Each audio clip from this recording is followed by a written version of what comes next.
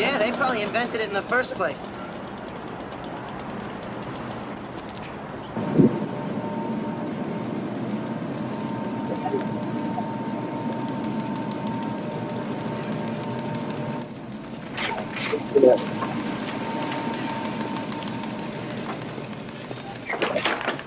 Can you wait here?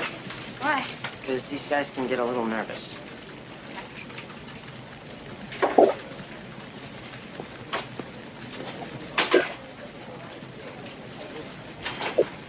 Jim. Oh, Lightman.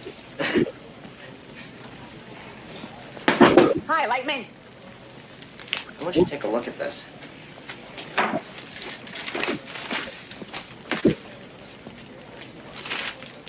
Hey, what's that? I wanted Jim to see that. Wow, where'd you get this? I was trying to break into Protovision. I wanted to see the program for their new games. Hey, wait, Jim, I'm not through yet. Remember you told me to tell you when you were acting rudely and insensitively? Remember that? You're doing it right now.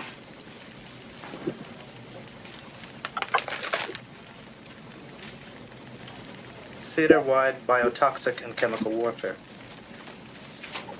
This didn't come from Protovision. You bet it didn't. Ask him where it did come from, Jim. Go ahead, ask him. I told you already. Looks military to me. Definitely military. Probably classified, too. Yeah, but if it's military, why does it have games like checkers and backgammon? Maybe because those are games that teach basic strategy. Jim, how do I get into that system? I want to play those games. You're not supposed to see any of that stuff. That system probably contains the new data encryption algorithm. You'll never get in there. Hey, I don't believe that any system is totally secure. I bet you Jim could get in. Yeah, I bet you couldn't. I bet you he could. Well, you'll never get in through the frontline security, but you might look for a back door. I can't believe it, Jim. That girl standing over there listening and you're telling her about our back doors? Mr. Potato Head! Mr. Potato Head! Back doors are not secrets! Yeah, but Jim, you're giving away all our best tricks. They're not tricks. What's a back door? Well, whenever I design a system, I always put in a simple password that only I know about. That way, whenever I want to get back in, I can bypass whatever security they've added on. That's basically what it is. Yeah?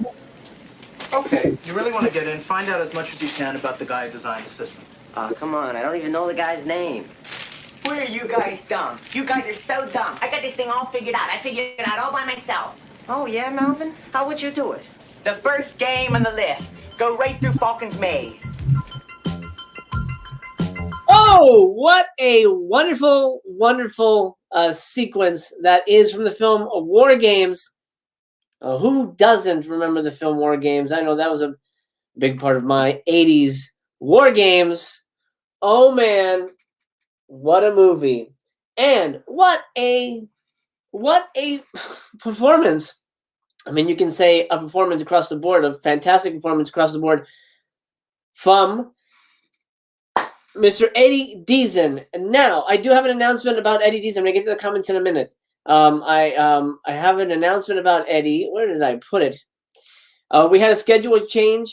Eddie is coming on in about 30 minutes. He had some family things to take care of, so I still wanted to keep the same time. So we're going to be talking about the Vinegar Syndrome sale. We're going to be talking about all that good stuff in a little bit, and then when Eddie joins, it'll be 100% Eddie Deezen time. I'm excited. It's an AMA, so ask him anything. Let me check in with the chat real quick. Everybody, it is Samantha Paxton's birthday. Well, Samantha, happy birthday. I don't remember seeing you here before, so welcome to the party, pal. Happy birthday. Thank you so much for being here. It's a pleasure. I'm excited that you're sharing your birthday with us.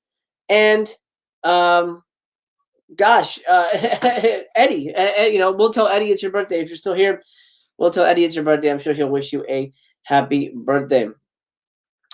Fett is in the house. How's everybody doing? Glad to have you here, sir. And Bob was here. Bob's been here for a while. There we go. I'm make sure I get everything. He has been in so many great movies, from Grease to 1941 when she stole the movie. Yeah, he's so good. He's so good in everything he does. Absolutely everything he does. It's just fantastic. Hey, Bill's in the house. By the way, big shout out to Bill. He's always been a supporter. Not only is he a Patreon member, but he also donates to me, which is ridiculous. that anybody would want to do that, but I appreciate that very much. Bill is a gentleman and a scholar, and one of my new dear friends. So Bill, thank you, pal. You are Chaos Crew for life. I expect you to get a tattoo sometime soon. Hey, everybody saying happy birthday to Samantha. I love it.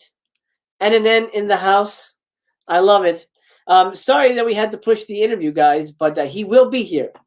He promised me he will be here. So while we wait, let's check in with the sale. This is still ongoing. And a lot of stuff has disappeared. None of the new stuff has disappeared. So, by the way, let me do a quick review of this. I saw this. This is on Amazon Prime. Amazon Prime, if you have it, you can watch it. Type in Alley Cat. It's there. It gives a weird date. I think it says 1969 in the date. So for a minute, I thought I had the wrong movie, but it's the same movie. Alley Cat is a terrible movie. Well, not terrible. I mean, it's on the level of what I would call a woke, less interesting, lamer Death Promise, or what's another one? Or Death Wish.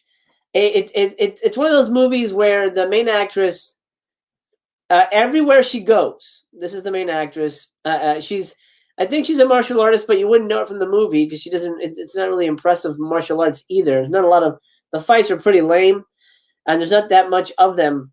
It's one of those movies that a woman can never walk alone anywhere. She'll get raped immediately.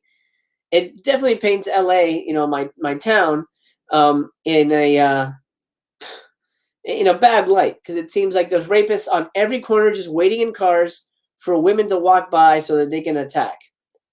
I'm not saying that doesn't happen, but I'm saying it doesn't happen to the frequency that this movie says it does.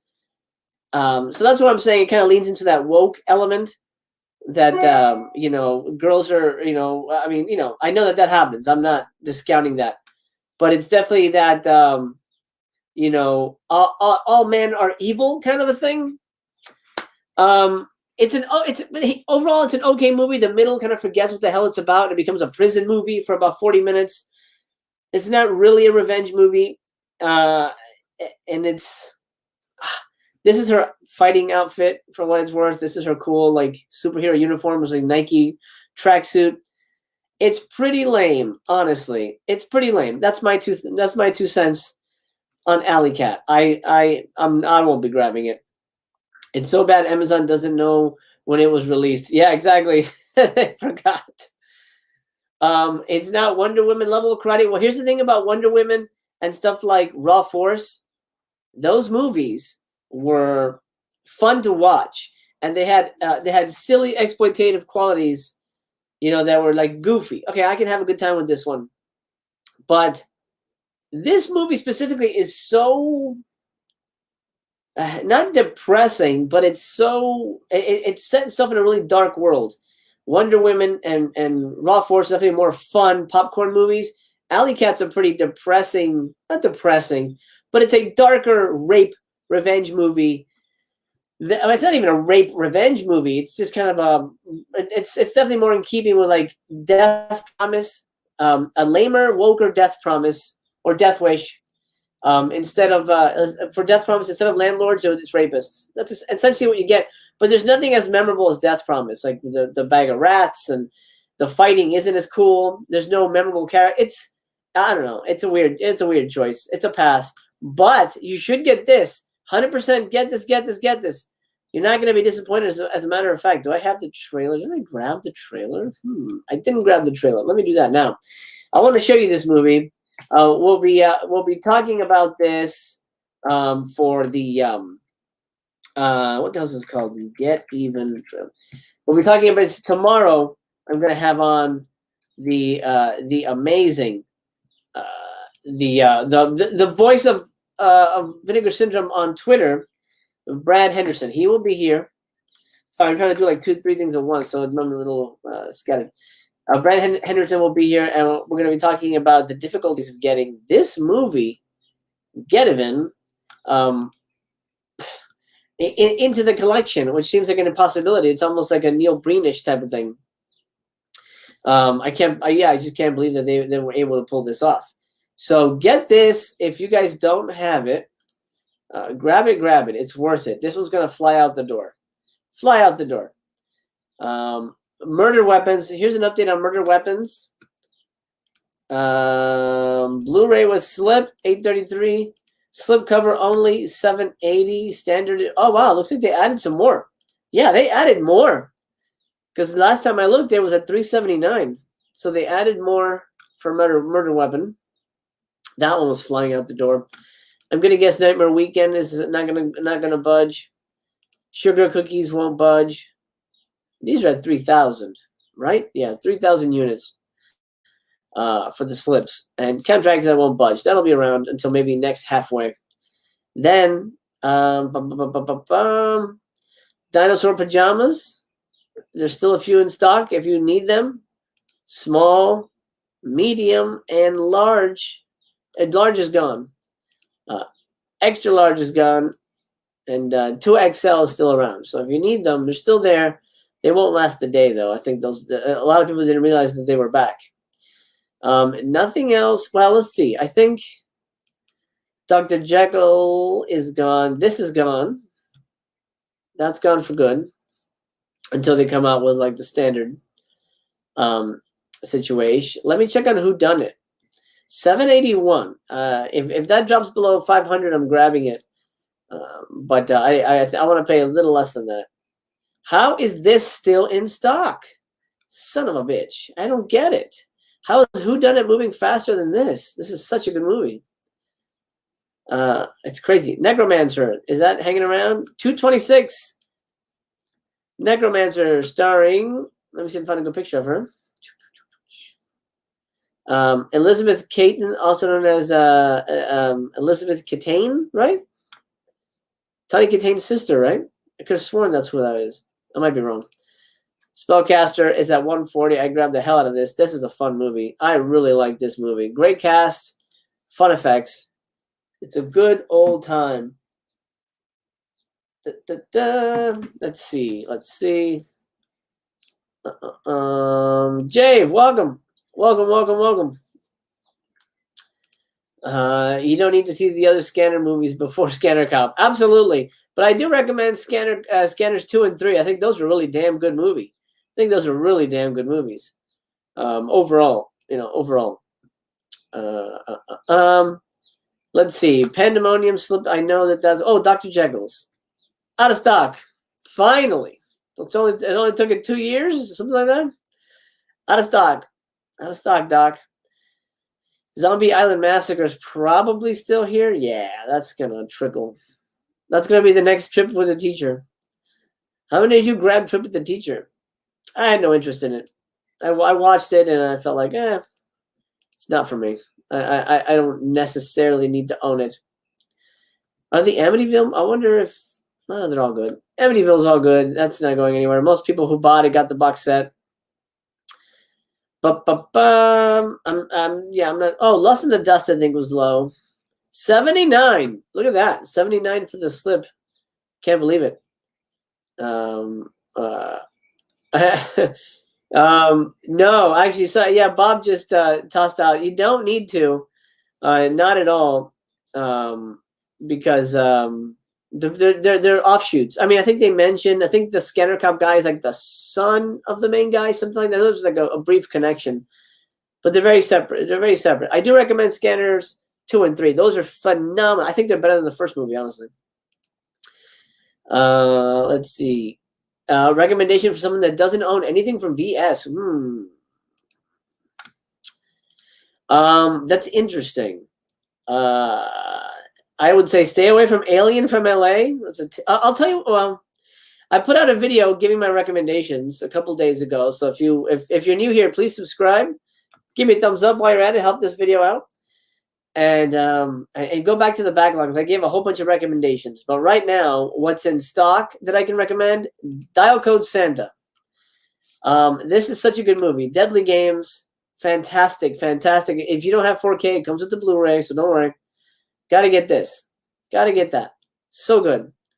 I would also recommend that if you're not, and that still has the slip, by the way.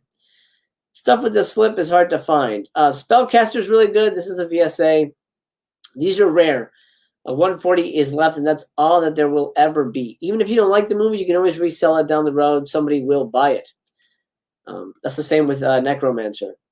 226 on that one.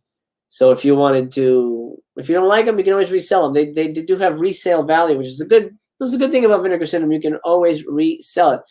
Okay, 15 minutes. 15 minutes to Eddie being here. So hang tight with me while we chat. And then I would also recommend Ladrones. Is this? No, it's not sold out. This is a really good. It's a Mexican horror movie, but it's really fun. Really, really fun. Recommend that one. And then I would also toss your way Dolly Dearest. I like this movie a lot. If you like killer doll movies, it's really good. The slip is still in stock at $473. That might go. I don't know, but that might hold on. But it's gonna be real low. So Dolly Dearest is really good. I would also recommend. Well, the one I'd really recommend is stuff like Luther the Geek. But the slip is gone. So if you don't care about slip, get Luther the Geek.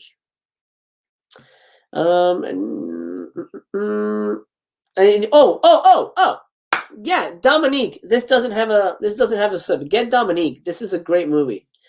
This is a great damn movie. Amazing. It's one of those, like, it's kind of slow, not really slow burny, but it's sort of a murder mystery kind of thing with a supernatural twist. Really great movie. Will keep you guessing. I've seen so many movies, and that shit threw me for a loop. Dominique was a shock. That was a good movie. Also, There's Nothing Out There. Highly recommend There's Nothing Out There. Really funny movie. If you like horror comedies, this is one of the better ones. This is not annoying. Lots of boobs. Not annoying. Really fun cast. This girl's in a bikini for most of the movie. It's a really fun movie. I really enjoyed that movie. It's very different from the type of stuff that they put out because it's a very self-aware, low-budget movie. Also, Sudden Fury. That's another one I would recommend. This one's this was at 172. Guys, jump on Sudden Fury. One of the most tense, exhilarating, nonstop action movies that Vinegar Syndrome has. I think it's actually one of their best movies. This and Deadly Games, one of the best they've ever put out. So yeah.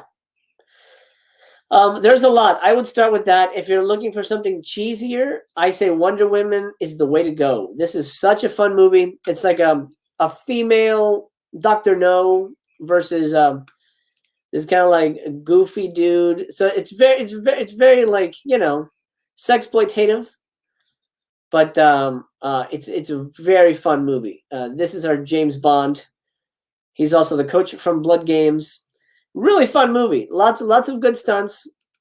You know, nudity, all the good stuff that makes a movie entertaining. Is that film? Okay, we'll let's come back to this. Ice Cream Man too. Oh, that's out of stock. Wait, no, come on. Is it all coming out? It's all out of stock. Ice Cream Man is gone. Ice Cream Man is gone. Wow. Okay. Yeah. There's a lot to recommend, but I think you have a good starting point. Zach is in the house. Hey Zach, welcome, buddy. The scanner comes from on YouTube if you want to try before you buy, but they're good, fun movies. Also, Alien from LA is on YouTube. We're going to be watching that in 2 weeks on Let's Watch Live on Saturday. So stay tuned for that. Tomorrow, of course, we're talking to Brad Henderson from Vinegar Syndrome. We're going to interview him towards the end of our show, starting at 3 p.m. tomorrow. We're going to be doing the Vinegar Syndrome trailer reel party. Come out, hang out with us, have some popcorn, have some snacks, put us on in the background, do some shopping online. It's going to be great. It's going to be a good time. Art with Horror is amazing. How you doing, Art? I barely had any time to do shopping today. Oh, man. Don't worry. You have 2 more days. You have 2 more days, but I would jump on this, man. If you're going to jump on anything and you don't have it, get your hands on this one because this is flying out the door. They just restocked it, actually, but look at this slip. Look at this beautiful slip. The movies are good. You know, they're not bad, but I would recommend that, Art, if you're looking for something that's rare. Let me see. NNN Horror agrees. Dial Code 10 is great. I remember you not liking the Wooden Dummy movie. Oh, Fear sucks. I didn't like the Fear, but it's not on sale, so I'm not talking about it. Zach recommends Demon Wind. That's a really good one. Let's see. Oh, Art with Horror says Double Exposure is pretty good. Oh, that's a good one. I actually don't know that one. I did not have my sights set. What? Come on. Okay, what about Double? What I had wrote? Double Exposure. Oh no, okay, I thought I was gone. 344 left. It's good, really? I don't know much about it. Is it a slasher movie? Is it I see some cheesecake photography going on? I don't know anything about it. Sarah is Samantha is a fan of Dolly Dearest. Yes, indeed. What a classic movie. Classic movie. And ready. I picked up both Alley Cat and Champagne and Bullets. I'm expecting Champagne and Bullets to sell out at some point. Yes, absolutely. Not only that, before they featured it, Gediven was one of the rare. What do you call that? What do you call a rare? I'm blanking on the name now. It's like Bigfoot. It was like the Bigfoot of low budget homemade movies, right up there, like before The Room blew up, or Neil Breen movies before Neil Breen was distributing his own movies. I tried to buy a copy of Gediven from the director John DeHart, and I paid for it. He was supposed to mail it out. Took like 3 weeks. And I'm like, hey, where's my order? And then he canceled it with no explanation as to why, which sucks. But we're having it now on Blu-ray. Oh my God, I'm so excited. This is gonna be great. Alley Cat, I cannot vouch for. I thought it was a pretty lame movie overall. It's on Amazon Prime if anybody wants to check it out. I thought it was pretty lame.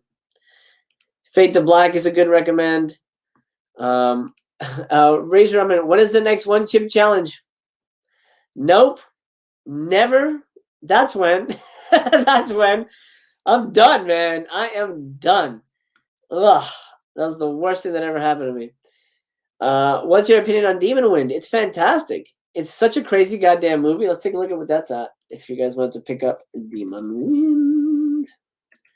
All right. 10 minutes. 10 minutes. 10 minutes to Eddie.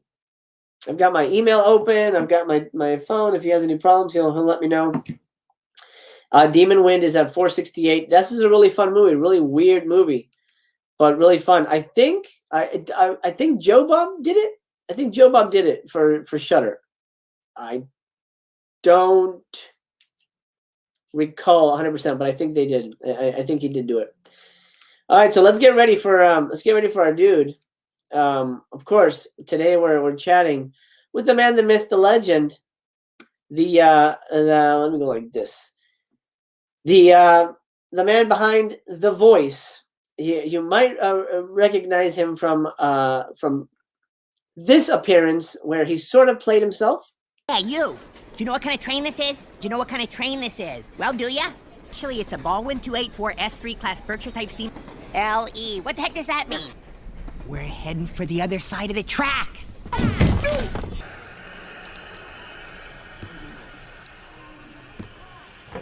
He did!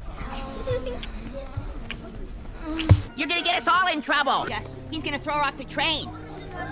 Yeah, he's gonna probably throw her right off the rear platform. It's standard procedure actually on the ice, but I said that was impossible. Who gets the first gift at Christmas? It was 5 minutes till midnight 4 minutes ago. In transit.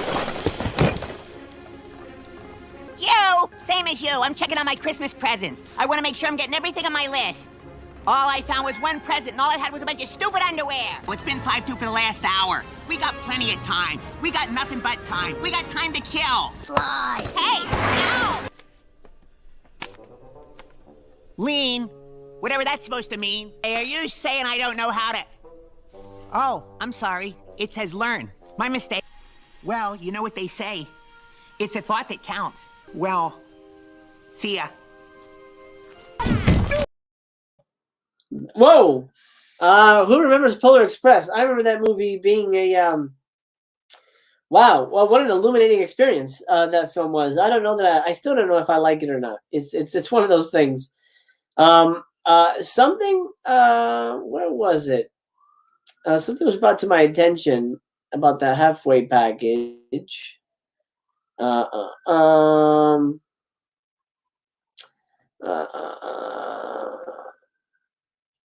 So okay, so if you got the subscription, if you got the subscription, just know they did announce a whole bunch of stuff. And I still don't know if Tough Guys Don't Dance is a horror movie. Not a horror movie, a thriller or like a spoof. I still don't know.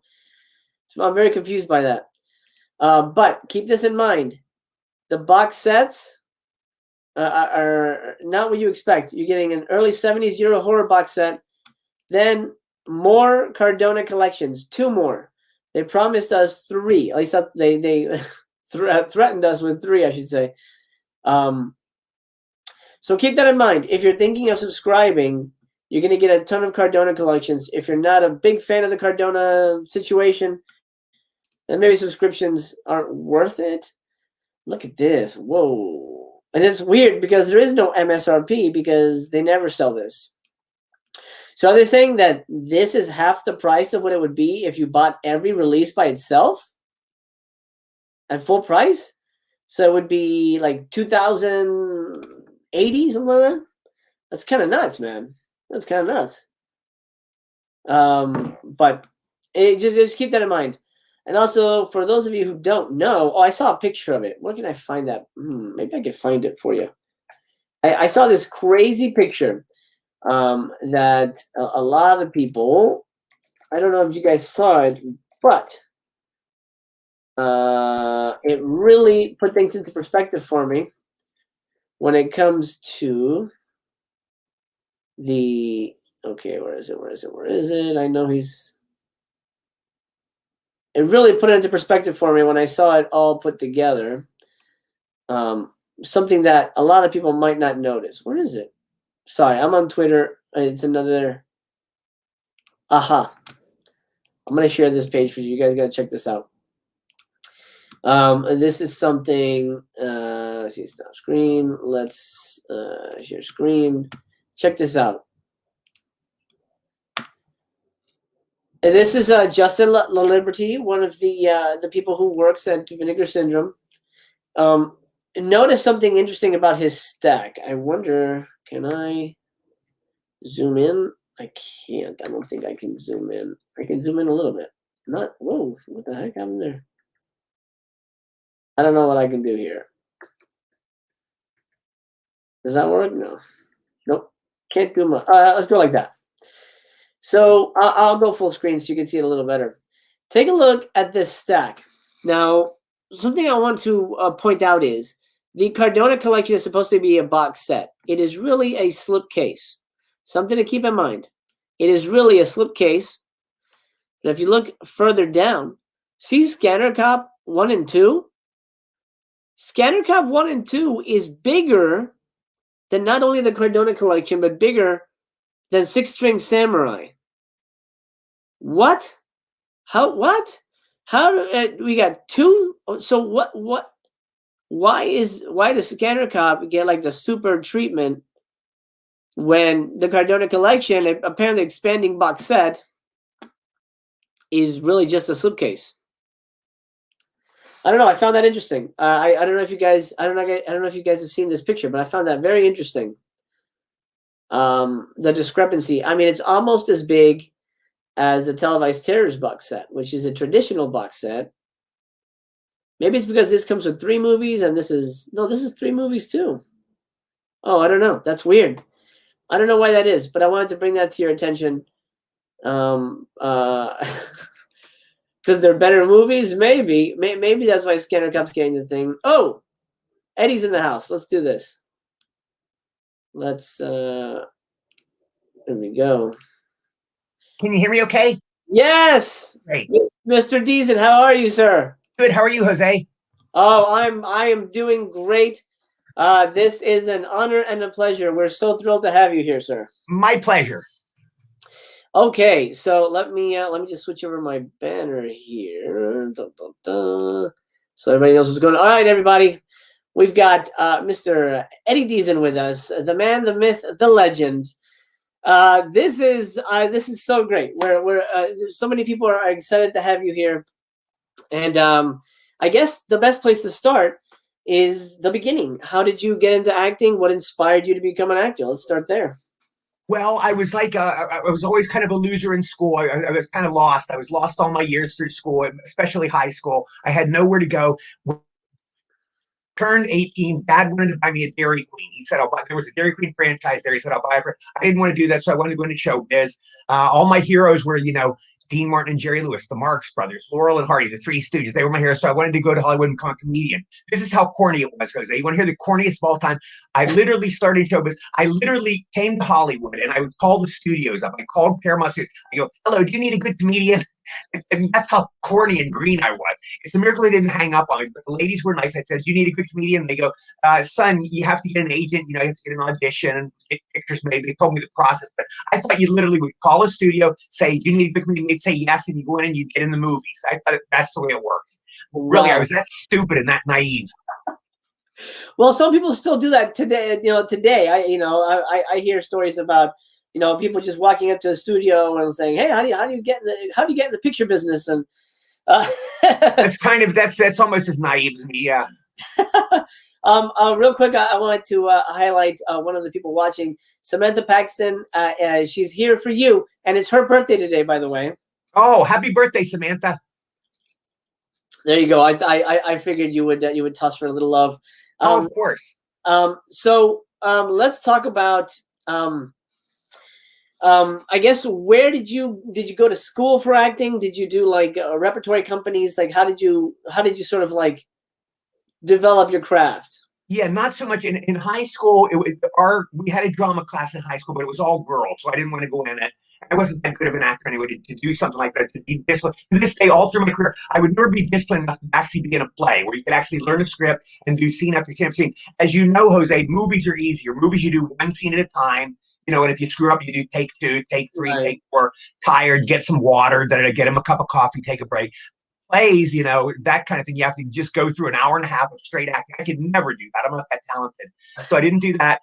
I came to Hollywood. I took a few lessons. There was a lady called Lorene Tuttle. She was a long time ago. She's long gone. She was an old lady when I knew her, but we would act together. We'd do scenes together, and I'd take the bus to her house, and she taught me a little. I think there was another lady I took lessons from, but I forget her name. But that's pretty much the training I had. I didn't have a lot of training. So I want to highlight some of your films here, and first of all, you've been in a lot of some of my favorite movies of all time. Well, so, thank you. I mean, it's an amazing resume, absolutely. I guess the first one we should talk about, only because it's sort of in the ether now, because it was just released on Blu-ray. Oh yeah, Surf 2. Yes. Now, I'll be honest, I've never seen this movie. I actually didn't even know it existed. It's worth seeing. It's worth seeing. It's a crazy film. It's a very, very unusual film. It was the first one in history where there was a 2. There was no original.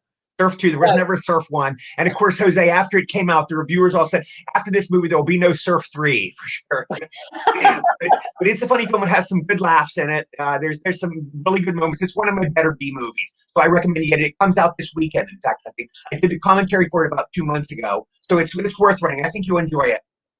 Absolutely, yeah. I actually just snagged the copy. I'm excited to watch it. I love that era. I'm an '80s child, so I grew up with that kind of stuff. I'm surprised I never ran across it. It's kind of insane to me. Yeah. So how was revisiting it for the commentary? Was that weird? It was fun. I revisited it. I remember, when you do the commentary, you remember your old friends. You remember the fun times. Peter Isaacson is still a dear friend. He's a Facebook friend of mine. Is there Linda Carriage? She was my lead in it. I don't know what happened to her. I don't know what became of her. She's kind of lost. Biff Maynard was in it. The guy who was what was his name? Not Biff, but there was another guy. They were a team, and the one guy was Patton's assistant in the movie with George C. Scott. He was Morgan Paul. Morgan Paul was in it. He's a great guy. And Eric Stoltz was in it. Mask, the guy that played Mask, great actor. He was the original guy in Back to the Future. He was fired, and then Michael J. Fox got the role. He's in it. And Jeffrey's in it. A guy named Jeffrey Abigail, a great guy. Josh Cadman is in it. Just great people. Yeah. That's amazing. We have a question from the chat. Is there a story behind the titling of Surf 2? Do you know why they went? I mean, obviously it's a comedy, but right. That's a great question. I don't think there's no right reason in the movie for it. It just, I think it was just a gag, an inside gag, a joke. It was actually in the Guinness Book of World Records the first year it came out. This is the first movie ever where there was a 2 and there was never a 1. It kind of was a Hollywood breakthrough. And then Bill Cosby later did one called Leonard 6. I remember there was no 5, but there was 6. But Yeah. so that's my Kevin Bacon thing with Bill Cosby, I guess. Wow. Well, it looks like a fun film. I've seen there's like a rough trailer online on YouTube, and it looks like a blast. So I'm looking forward to watching that. I think you get some laughs out of it. Yeah, Cleavon Little is in it too, Jose. Cleavon Little from Blazing Saddles is in it. He's a wonderful nice guy. Yeah. Oh my God. Yeah. Now let's talk about a movie that this was a recent discovery. I just picked this up from the Criterion Collection. I got it from my wife. She's a big Beatles fan. I think you know what I'm going to be talking about. Yes, I want to hold your hand. Best thing I ever did. Best role I ever played. I played myself, a Beatles nut. I played a totally nutty Beatles nut, so I played myself. This was Bob Zemeckis' first film, and Bob is to this day the best director I've ever worked with, the finest director I've ever worked with. He remembered me from the film, and he wrote me into Polar Express in 2004. This was like 26 years later. He wrote me in the role in Polar Express. He said the role was written for me. My role in Polar Express is not in the book. It's just the role he wrote for me and put me in the movie. So he's the best. It was the first film Steven Spielberg ever produced. So I got to know Steven on the set of that film. He was, the nicest guy in the world. So that was really a fun experience. Yeah. That's amazing. What I love the most, well, first of all, I'm a giant Zemeckis fan. So I was kind of hitting myself over the head. Like, how did I not know this movie existed? I love the energy. I love that it's got this madcap, nonstop energy. Yeah, we were all young. We were all young. It was an exciting time. Yeah. Were you guys ever like exhausted? Like okay, cut. Did everybody just drop on the ground and just like start? Not that I know. Well, remember, I was 20. I had all the energy in the world. It's like Jose. I'm sure you'll talk about Grease later, but when I did Grease, I would literally get the bus in the morning, go to Venice High School. I was in Hollywood. I would take the bus to Venice High School in Venice, California. It's like a 2-hour bus ride. I would get up at like 4 a.m, take a 2-hour bus ride to the set, film the whole day, and I would take the bus home. A 2-hour bus ride home. I did this every day. I later got rides home. I'll tell you the story later, but I got rides home. In the early days of Grease, that's what I did every day. When you're 20, you can do anything. Your body's strong and healthy, and you're excited. It's a film. It was real exciting. But of course, I can never do it now. I'm 64. It's a different world. So speaking of the production, it feels like it feels like I don't know if you guys rehearsed. I mean, it seems like you guys had a lot of time together because everybody felt, even though you're sort of an outlier to the main group of the cast, everybody felt very, like there was a real chemistry with everything that was happening. It all felt very organic and natural.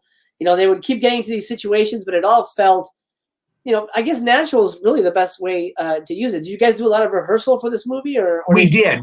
Bob would. This is something I've never done before. Before, says Bob would literally. He had a key to Universal Studios. We would go in on Sunday. Studio was closed, and he would go in the gate Sunday. We'd go into his office on Sunday. Universal was like deserted, and we'd rehearse in his office on Sundays. So I've never seen a director do that before or since. But he believed in rehearsals. Yes, we rehearsed a lot. Now Polar Express, I don't remember rehearsing. We rehearsed before we did the scene. But that kind of intense rehearsal I did, and I want to hold your hand. I've never done it before or since. Oh my God! Yeah. That's crazy. This is one I highly recommend if you guys have not seen it. It's on the Criterion. Very good film.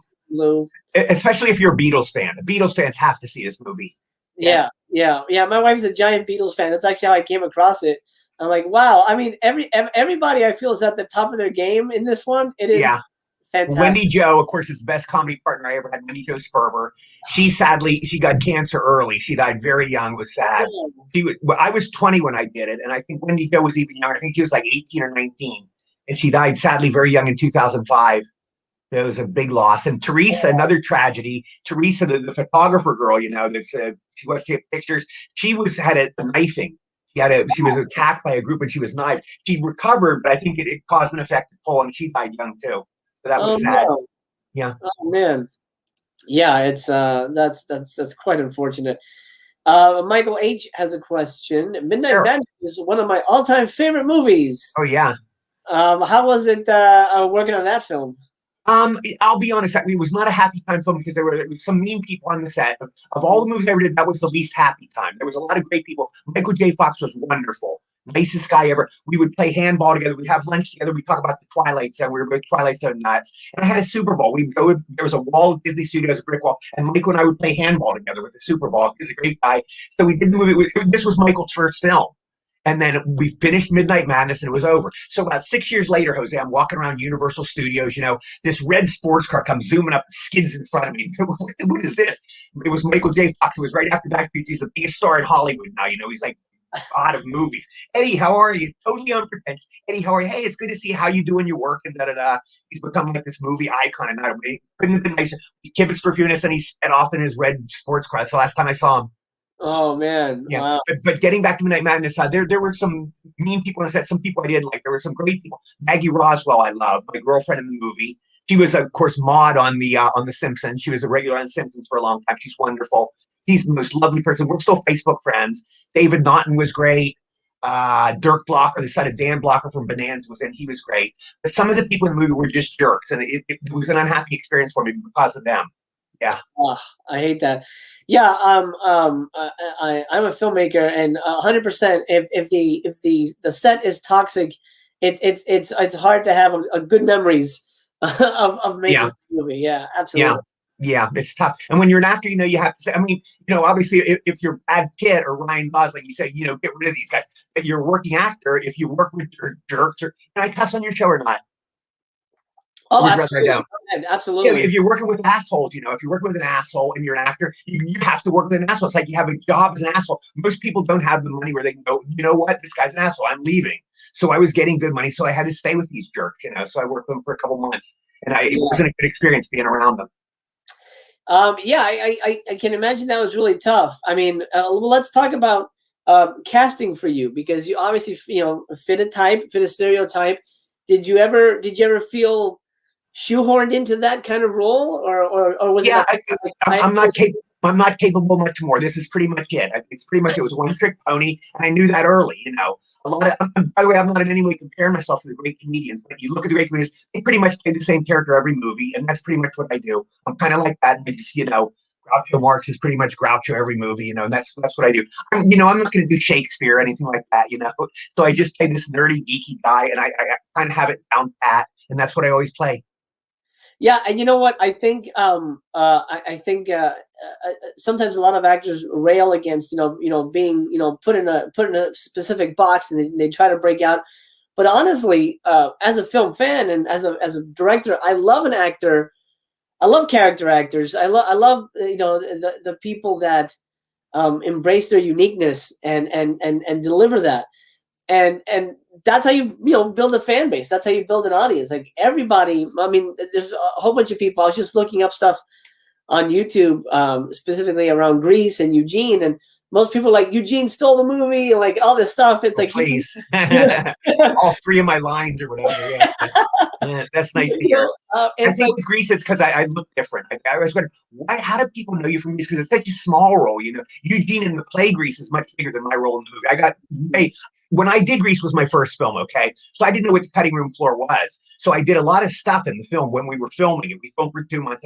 And then when I went to the premiere at the Chinese Theater, I saw that, you know, I'm in a very small role. I didn't know what the cutting room floor is. They cut a lot of my stuff out. You know, and they explained to me, I was filming it, and they just go, look, this is John and Olivia's movie. It was my first film. Nobody cared about me. So they go, what are we going to do? Cut out John Oliver? We're going to cut out Eddie Dees. So, you know, I ended up a lot of the cutting room floor. It was a wonderful experience. Grease, as opposed to Midnight Madness, was a wonderful experience. Everyone was wonderful to me. Everybody was nice. No jerk-offs, no mean people. They were just great people. All the dancers, all the actors were great. Yeah, and it's a classic movie that's definitely stood the test of time, as opposed unequivocally. Yeah. So many different levels. Yeah. And I'll tell you what, I'm not a big musical guy. But Grease was my first musical, and to this day, it's my favorite. I just think it's a great film. Very cool. Thank you. Yeah, it's great. I mean, it's a masterpiece. And we'll talk about Grease too, but we've got some questions here.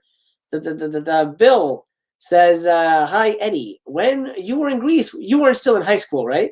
No, I was the youngest speaking person in Greece. The youngest person had a line. The youngest was Lorenzo Lamas. But Lorenzo was the Tom, you know, Olivia's boyfriend. He tries to make he was the top. He had no lines. He was younger than me by a few months. We were both 20, I think. He might have been 19, but I was the youngest speaking character in Grease. I was 20, so I was out of high school for 2 years then. Yeah, I love you, that. I love that Hollywood. They never cast teenagers. Yeah. Well, you know what's funny, Jose? We did it, okay, and we're filming, and Stockard Channing was the oldest of all us, quote, teenagers. She was 33. Olivia was 30. John was 23. Stockard was 33. And I looked at her and I go, that old bat. I go, if people get that old, I go, look at that old bat. Oh, she's the nicest person, Stockard, but I just thought she was an old bag, 33. When you're 20, 33 is old. So I looked at her as old. Now I'm 64, Wow, I actually had no idea that there was such a difference in age between John Travolta. Olivia was 7 years older. Yeah. Wow, yeah. That's crazy. That's amazing. Let me see. People showing love for you. I love you as Eugene. Thank you, Samantha. Thank you, sweetheart. So let's talk about let's talk about Grease 2. Bob, I'm going to get to your 1941 question in a minute. But let's talk Grease 2, because this is one that it's the one I've seen the least. But you're lucky you, smart choice. Not a movie I'm crazy about. Yeah, let's talk about that. How did that come about? And you're the only returning character, right? No, there's a few. There's me, Didi Khan, Frenchie is back in it, and Tennessee Stewart Craterface, who was the nicest guy. By the way, I have a million Grease stories if you want to go back to that ever, but I can tell you a million stories. But anyway, like I told you, Jose, I would take the bus every day in the morning. Grease. I get up at 4 a.m. So we filmed at Venice High School. I take a 2-hour bus ride to this set every day. So I did this for about 2 weeks. So we're in makeup. I come in makeup one morning. And I'm telling everybody that. I go, I took a 2-hour bus ride here. And I do that every day. So Tennessee Stewart Craterface, the mean guy in the movie, this villain, goes, you take the bus, you tell me you take a 2-hour bus ride. I go, yeah. He goes, not anymore. He goes, I'm giving you a ride every day. So this sweet guy, he was in Hollywood. He would pick me up every day. And he gave me a ride. So I never had to take the bus again after that. He was just a really nice person. He sadly, was the first of us to go. Dennis was an early AIDS victim. He died of AIDS in, I think, 1986. He was just the nicest guy. His face, he looked like a bad guy with his face, but his personality belied what he looked like. He was a totally kind, nice guy. Wow. That's sad to hear. But what a wonderful story that is. Yeah, that was him. Wow. Okay, well, we'll get back to Grease, but Grease 2 seems sort of like what a strange thing. Yeah, well, Grease 2, here's the story of Grease 2, Jose, and I'll tell you the first day. I go to the set the first day of Grease 2. I was back and I go, Grease was like one in a million. It was my first film. Usually when people do their first film, it's a turkey. Usually you do like a grade Z movie, but I lucked out I did Grease. So we're doing Grease 2. It's like 6 years later. Like John Travolta, Olivia, this is going to be like Grease. So Maxwell Caulfield, the lead guy in Grease, I'm going there. Eddie, he invites me into his dressing room. Eddie, come on in. He makes me tea and cookies. He cooks some tea, has some tea. He's a proper British guy. He gives me tea and cookies. He was the sweetest guy in the world, the nicest guy you could imagine, Maxwell Caulfield. But I just go, we're dead. I go, we're dead in the water. I just go, there's no way that this guy's going to replace John Travolta as Danny Zuko with this guy, this sweet, genteel Englishman. It's not going to work. And I knew from the first day we were sunk. As beautiful as Michelle was. Michelle Pfeiffer, I talked to one time. I went on the set and I saw this gorgeous blonde girl. She looked like Marilyn Monroe, this absolute knockout. And I went up to her, I was mesmerized. I go, you're beautiful. And she goes, thank you. That was the only time I talked to Michelle Pfeiffer. But I knew we were something from that first day. Just because Maxwell was such a sweet guy, it would never work. A character like that is never going to sell Grease. It didn't work for me. I knew it. Wow. Well, and we didn't get a Grease 3, so I guess that's right. And they were planning it. They were planning, I think, to do a whole bunch of sequels to it. But after Grease 2 tanked so bad, it was just the plans died. Oh my gosh. Yeah. Okay, let's hop back to Grease. What's some of your favorite memories from that one? Because that's the kindness of John Travolta stands out. How he was the nicest guy in the world. He was just the greatest guy, a super, super nice guy. He called me buddy. He'd always call me buddy on the set. Always come up. And John at that time, I don't know how old you are, Jose. How old are you? I'm 42. Okay, you're a bit young, but John at that time was like, if you can imagine, like George Clooney and Brad Pitt and Ryan Gosling all put together now. That's how big John was at that time. He was like a superstar beyond anybody today you could compare him to. He was like a James Dean superstar. Right. Anyway, he would come over every day. How are you, buddy? He'd shake my hand. I was nothing. I was a nobody. And he'd come over and say, how are you, buddy? I remember, Jose, one picture.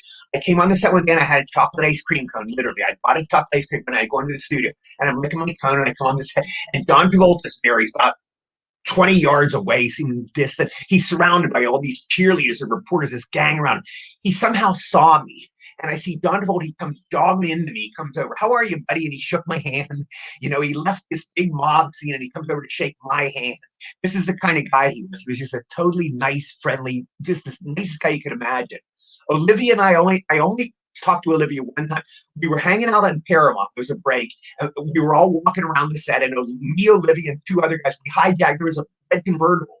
And for some reason, we hijacked it. We took it, and we were spinning around the Paramount lot of this red convertible and all. And we finished this joyride, and she turned to me. She was in the passenger seat, and I was in the passenger seat back. And Olivia turns to me, and she goes, "You're funny." She goes, "You're funny." That was the only time I ever talked to her. Wow. She was totally nice. Now, Jose, I met her. I saw her again 2014. We went to Las Vegas, and she was doing her act there. And she saw me there, you know, and I think my manager told her I was there, but she called me up on stage and I got to hug her and I introduced her to my mom and she had us back in her dressing room and she talked to us, you know, and my mom was thrilled and she's just as beautiful as she was when we did Grease. She's just totally lovely. I love her so much. That's amazing. That's so cool. I mean, you don't have to say if you don't want to, but are there any negative experiences you might have had that in Greece? No, the scariest one, I loved all the cast and crew and I loved all the dancers. They were wonderful. The scariest one was Jeff Conaway. He was just a scary guy. He was kind of like he was in the movie Kaneki. He was kind of like the sinister, tough guy. And he tried to get me laid. I was a virgin at the time. He tried to set me up with a hooker, literally. There was a thing going around the set. He's going to get Eddie Deezen this hooker. And I think Jeff called me down. And I remember being in my dressing room. I was scared to death. Oh my God, this is a naked woman. I didn't know such a thing, you know. I mean, it's hard for me to comprehend now. But at that time, I was 20, you know, so I was scared. But it never came to pass. But Jeff was a scary guy.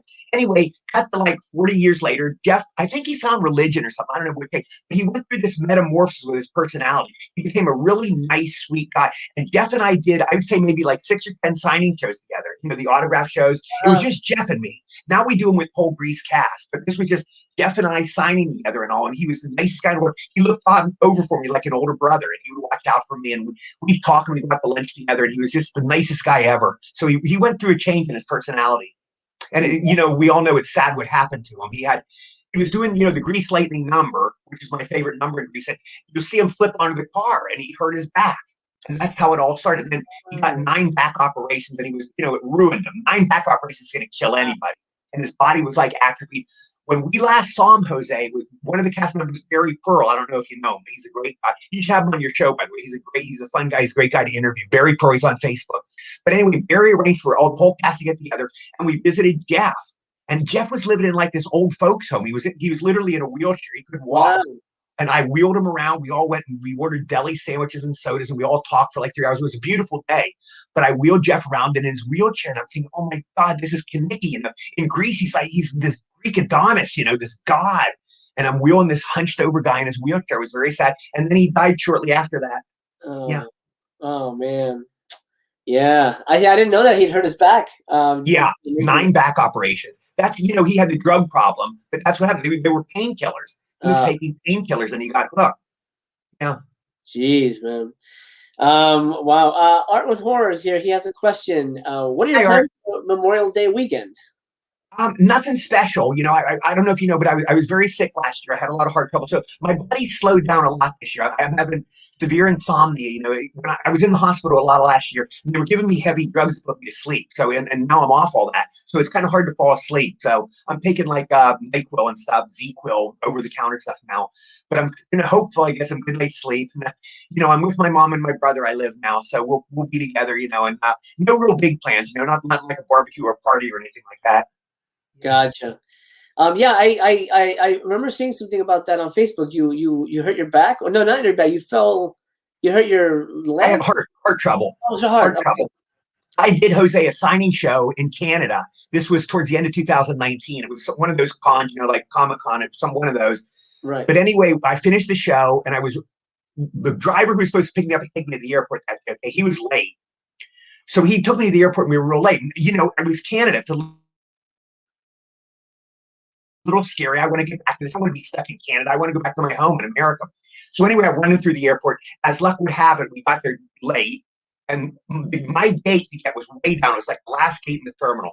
So I ran all through the terminal. I remember running. I was ready. And I felt something pull in my chest.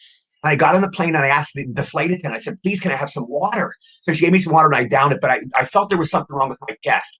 Anyway, after this, I was under contract. I had to do a tour around the country for Polar Express, a Polar Express publicity tour. And I traveled around the country with this pain in my heart. I thought I was dying. I was scared to death.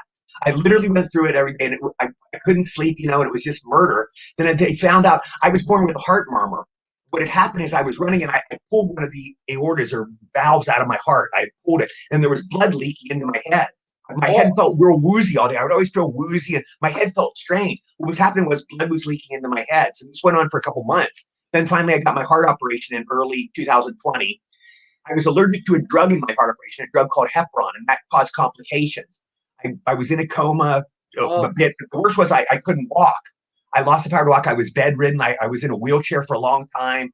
And then I fought back. I was in a wheelchair, and I was in a walker. Then I used a walker. Then I used a cane. And finally, I was able to walk after several months. It was a scary time. I couldn't get out of my bed literally for a long time. Wow. Well, I'm glad you're up and at 'em now. Well, thank you. Yeah, I feel great now. Again, outside of the insomnia, I feel great. Everything else is good. Yeah. That's great. All right. Well, let's continue here charting your career. Okay. Bob has a question. Sure. How did you get cast in 1941, and what happened to the dummy? I get that question all the time. Bob, great question. I get it all the time. The dummy, they had a raffle.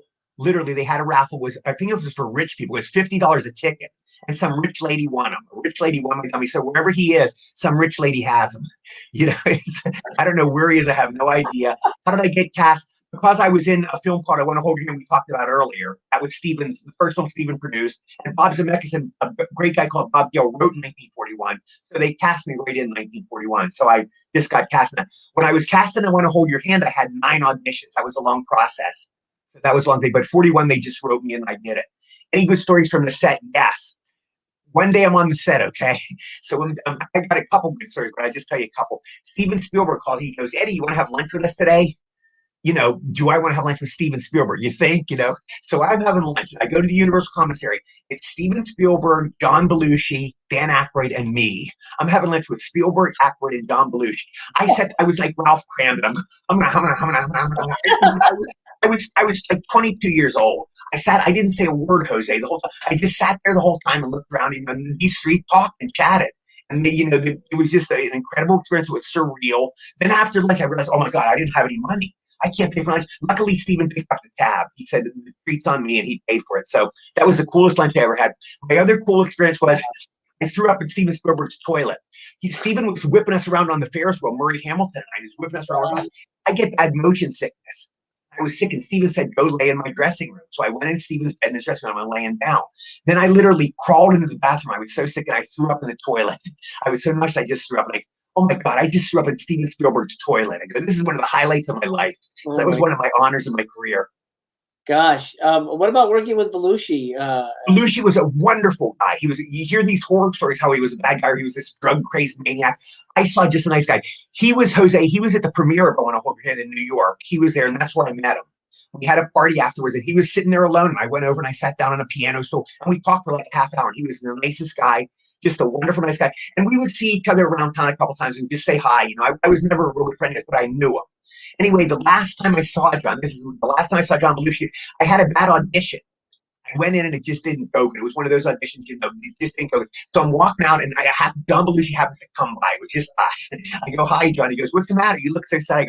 I go, John, I just had this terrible audition. They didn't like me. I'll never get this role. And he goes, they're assholes. And he walked away. That's the last time he goes, they're assholes. And he walked away. That was the last time I saw John Belushi. Oh my gosh. Wow. That's amazing. I mean, to be able to have those experiences with these amazing people. I mean, yeah, I'm very blessed. Yeah. Eternal Melancholy has a question. Do you prefer voice acting or voice work? Eternal Melancholy. First of all, you got a great name. I don't know if it's a guy or a girl, but it's a great name. You know what I like Eternal Melancholy? Voiceover got into because I always had a hard time memorizing lines. It was always my button. Some guys, okay, like I heard Jackie Gleason, Ezzy Arnaz, they could get a script and they'd read through it one time and they would know the whole script. I'm the exact opposite. I could never memorize lines. I started using cue cards, and it got to be bad. Like they literally have index cards on the set. Like for instance, Polar Express, I do the whole thing in cue cards. I acted scenes out with Tom and everybody, but my whole thing was cue cards, and I did a lot of movies with cue cards.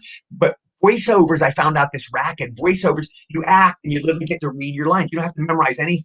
So I go, this is for me, you know. So I started doing voiceovers. So to answer your question, I like voiceovers better in that sense. There's, you know, because I like you can just read your lines. You don't have to worry about memorizing any lines. So that's easy for me. Yeah.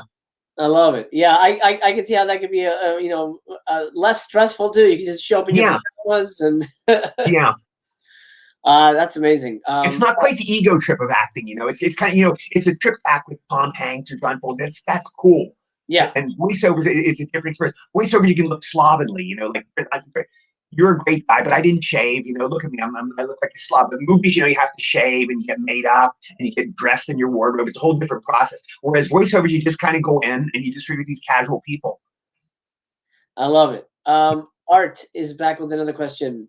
Let's talk about Laser Blast. Oh yes, the only movie I ever died in, literally. I literally get blown up in that one. Yeah. Wow. See the Mystery Science Theater version. That's much better than the film. Mystery Science Theater did satire, and that's way better than the movie Laser Blast. But Laser Blast was the film I did after Grease. It was the first film I did that was released. I did, my first film, Jose, was Grease, then Laser Blast, then I Want to Hold Your Hand. But they were released. Laser Blast was first, then I Want to Hold Your Hand, and Grease was the third film released, so people get mixed up. But Laser Blast was my first film released in March 1st, 1977. I was 20. Laser Blast, I had a crush on the script. Her name was Betty Goldberg. She was beautiful. I don't know whatever became her, but I had a crush on her. Kim Milford, sadly, I think he was an early AIDS victim too, like Dennis, sadly. I didn't know him that well, but I think he died. He had AIDS too and died young. He was a nice guy. Yeah. And it was just, I worked only 3 days on it. Grease, you know, was not a big budget movie, but it's at Paramount Studios. You know, we had dressing rooms, trailers, you know, we go to the commissary and Laser Blast was, we sat on boxes, you know. Laser Blast was like super low budget. We'd sit on milk crates, you know, that was our dressing room. And I don't think we even had dressing rooms. I think we just all sat on milk crates in a big room. I worked on it for 3 days, that's all. And I played, it's the only film I die in. And also I went against type. You say, do you always play the same character? Laser Blast was my biggest stretch. I play a bully's friend. We're literally a rapist. You know, there's a scene where my friend and I forget his name, he was a nice guy, but he jumps on the girl and he's raping her. And I play Froggy and I jump on the girl too. So I'm a bully rapist in that film. I really went against type in that one. Yeah, yeah. Luckily you didn't get typecast as a rapist. Yes, exactly. Yeah. That would not have been a good move, a career move. Let's talk about another one of my favorite movies, War Games. Yes, great movie. Really fun film. You know, very much a product of its time with hacking computers and all that good stuff. And the computer's this big in that movie. Yes. How everybody's got him carrying him around, you know. Absolutely. Yeah, the whole room. Yeah. Yeah, yeah. So you have a real standout scene in that. Thank you. Yeah, I work. My director was Marty Brass, who later did Beverly Hills Cop. He directed me. They look at his alias. I think he was fired after like 12 days. They didn't like days, so they fired him, and John Badham was hired. And people ask me, what was it like working with John Badham? I never worked with John Badham. I worked with Marty Brass. I was the only scene of Marty Brass, the only one they kept in. John Badham saw my scene and he said, leave that scene in. So I left out. It was the only one they kept in. And Matthew and I would go to the set together. This was like, it wasn't Matthew Broderick's first one, but it was like his second or third. He was very young. He was a total pro. You know, he was a total pro. And we'd drive to the set together where he was picked up. I think I only worked 1 day on that. So I was picked up with Matthew, and his father had just died recently. Jim Hutton, you know, he played Ellery Queen on the series. He was a pretty well-known actor. But Matthew, I remember told me about his father, and he had tears in his eyes. He was very sweet. I would look at him in the back seat, and he told me about his father, and he had tears welling up in his eyes. He obviously loved his father very much. Yeah. Anyway, we went in, and this ties into the voiceover story. We went in and we're doing my scene, okay, with Maury Chaykin, who sadly, he died a couple of years ago. He died young. But Maury and I are doing my scene with Mr. Potato Head. And I'm doing my lines, and I have to go, it's a new data encryption algorithm. I'm doing my scene. It's a new data encryption algorithm. Cut. I screwed up on it. It's a new data encryption algorithm. Cut. I screwed up again. Cut. So I screwed up about 10 times in a row. So the director, Marty Brass, calls me over. He goes, come here, Eddie. Come here.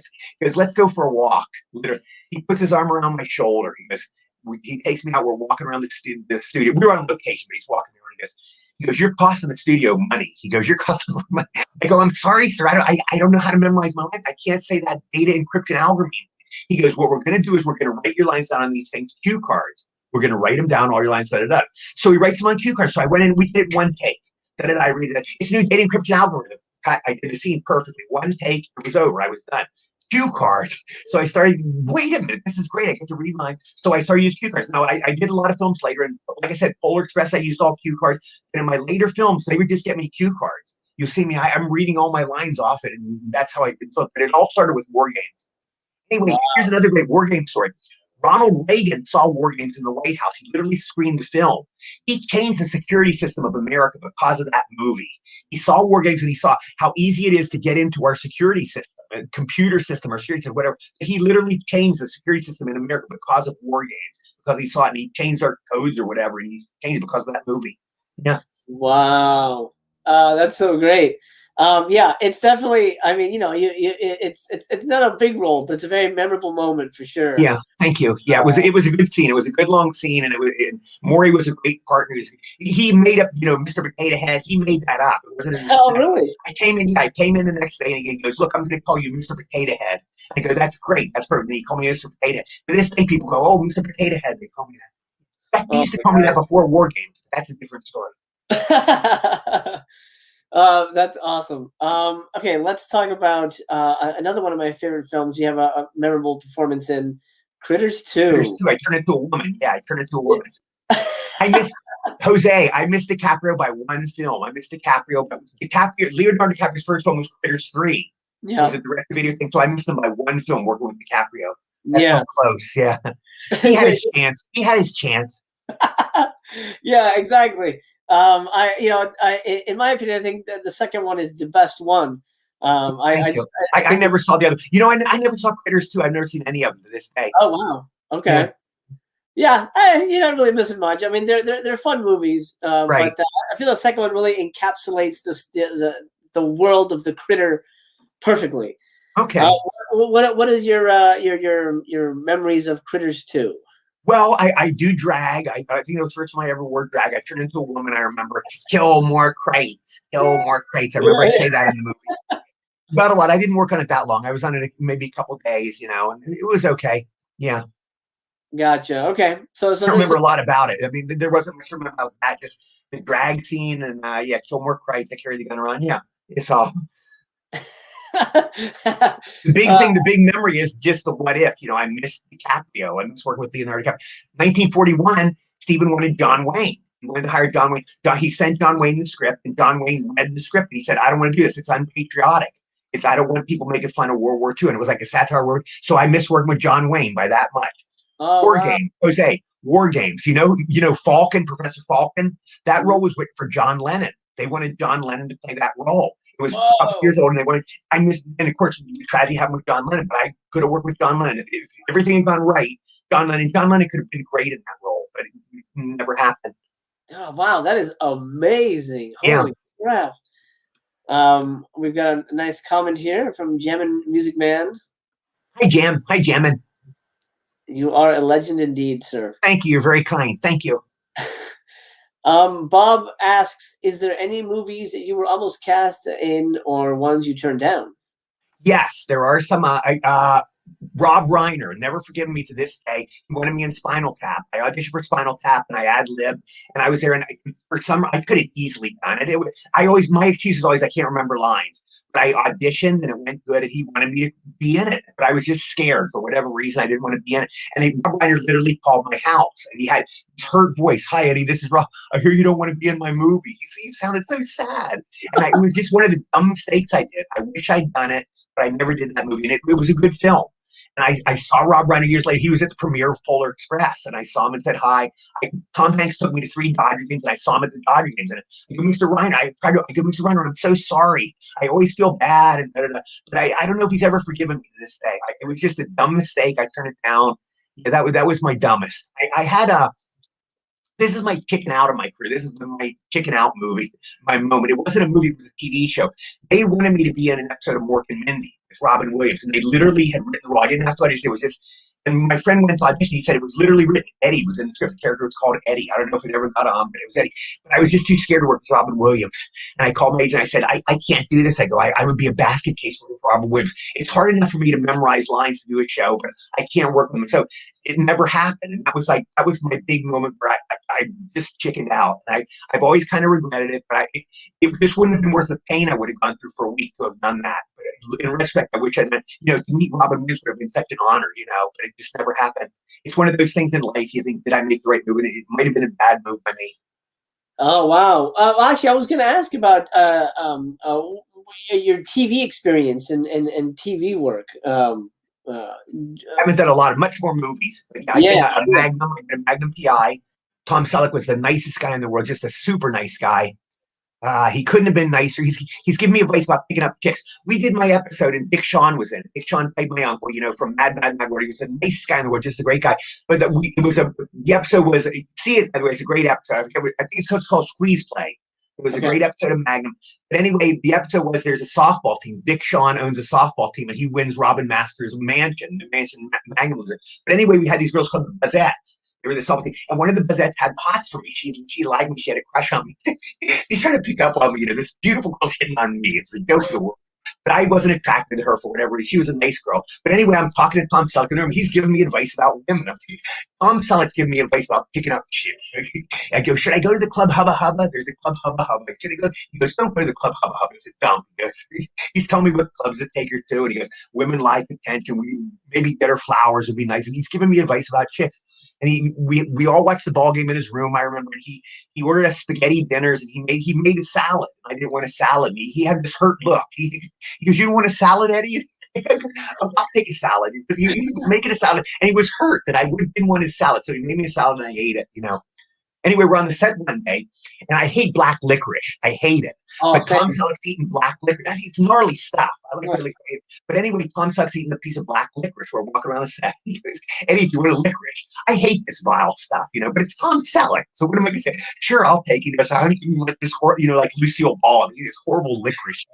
But I ate the black licorice. I almost puked. But because it's Tom Selleck, I ate the licorice, Yeah, I get you. He was an incredibly nice guy. John Hillerman, Higgins, super nice guy. All the guys were great. TC, Rick, the guys that played them. That was a joyous 2 months. Or 2 weeks, I'm sorry. I was in Hawaii, and it was some of the happiest 2 weeks of my career, of my life. That's amazing. I mean, what a memory to have. Tom Selleck made you a salad. Yeah. Have you ever auditioned? I don't know if you have or you have not, but for any TV pilots, and have you been into that whole? Oh yeah, I did 9 pilots, Jose. I did 9 pilots. Wow. 8 of them didn't sell. The only one that sold was a turkey called Punky Brewster. I was in that show. I did 8 episodes. Oh my God! I was in the pilot. It's the only pilot in history, I think, to this day. It was a 3-part pilot. And we did a pilot. It was 3 parts, and I did that, and the series sold. I did 8 episodes, and I hear they're doing a reboot of it. She was a nice girl. Soleil was very nice, and George Gaines was a great guy.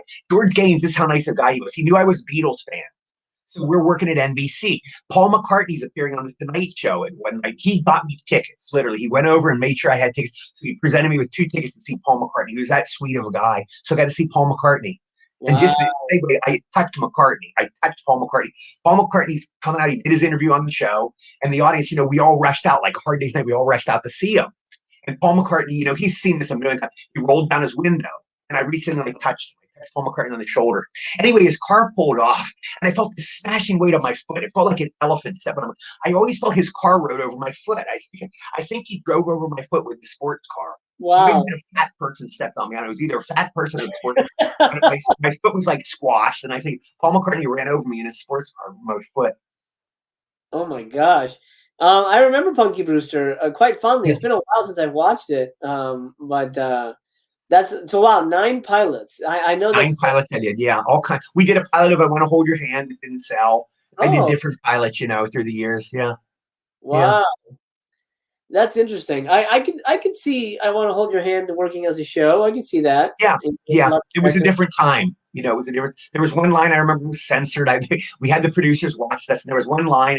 It's probably not PC now, but there was one line that we had an African American girl in it, and I talk to her. I go, hey, he's nice. He's a Negro. I like him. And I literally said, and they go, not. It was like early political records. You can't use that line. But that was in the script. That was the line I remember. I said that, and that was vetoed. That line. Early political correctness, I guess. Because I think in the '60s you called them Negroes, and that's what that race. That's what African Americans were called in the '60s. Yeah. Right. Jammin' Music Man asks, tell us about Duckman. Duckman. It's Jammin'. Hi, Jammin'. It was Jason Alexander I worked with, and he was the nicest guy in the world, just a super sweet guy. I talked to him a lot. I'd never seen Seinfeld. This was when he was doing Seinfeld, and I think he did a potato chip commercial at the time. It wasn't Seinfeld, but Seinfeld, he's like a superstar, but I had never seen it then. And I saw him on the tape commercial, and I went up, "You're great in this potato chip commercial." And I shook his hand when I met him. He must have thought, what a jerk. I'd never seen Seinfeld, I had tried out. I did. Duckman was a totally pleasant experience. So that was just fun. However many episodes we did, it was a totally fun show. But anyway, I'd never seen Seinfeld, and I saw Jerry Seinfeld walking in Hollywood once. He had a girl who was walking with him, and I that's that guy from TV, and he kind of waved hi. That stuff. And I did a later show called The Fall Guy with Lee Majors, and Michael Richard, who played Kramer, was there at the audition.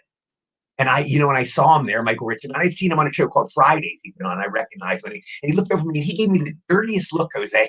For whatever reason, he just gave me this dirty, mean look. Maybe because we were up for the same role. I don't know. But I always thought, why was he so hostile to me? But that was the only time I ever saw him. Wow.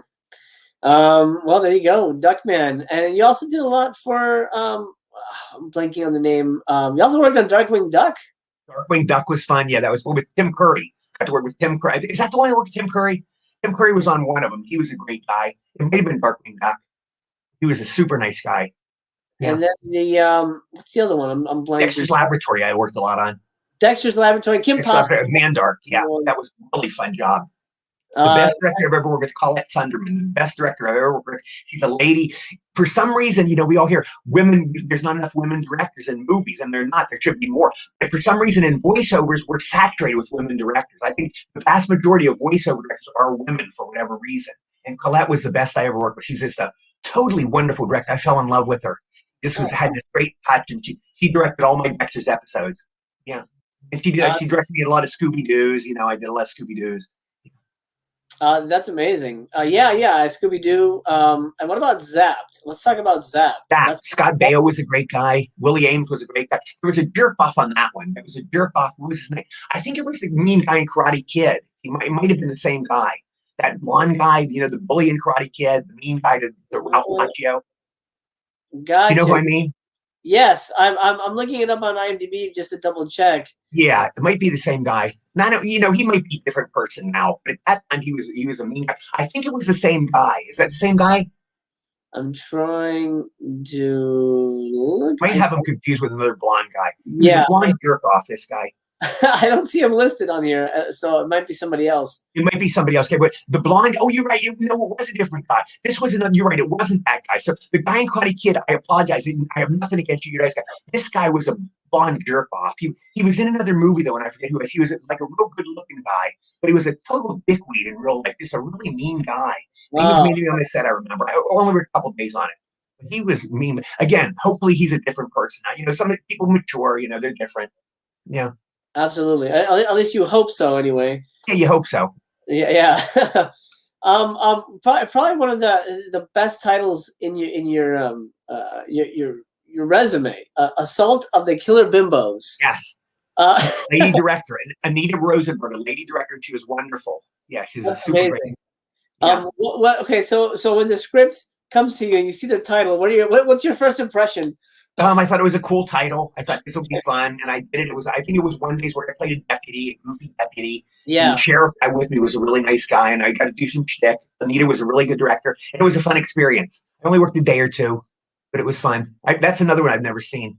Oh man, yeah. Oh, looks like 6 Feet Down South. Tim Curry was on. Tim Curry on Duckman, right? Okay. Tim Curry was great. Okay, so I worked with him on Duckman.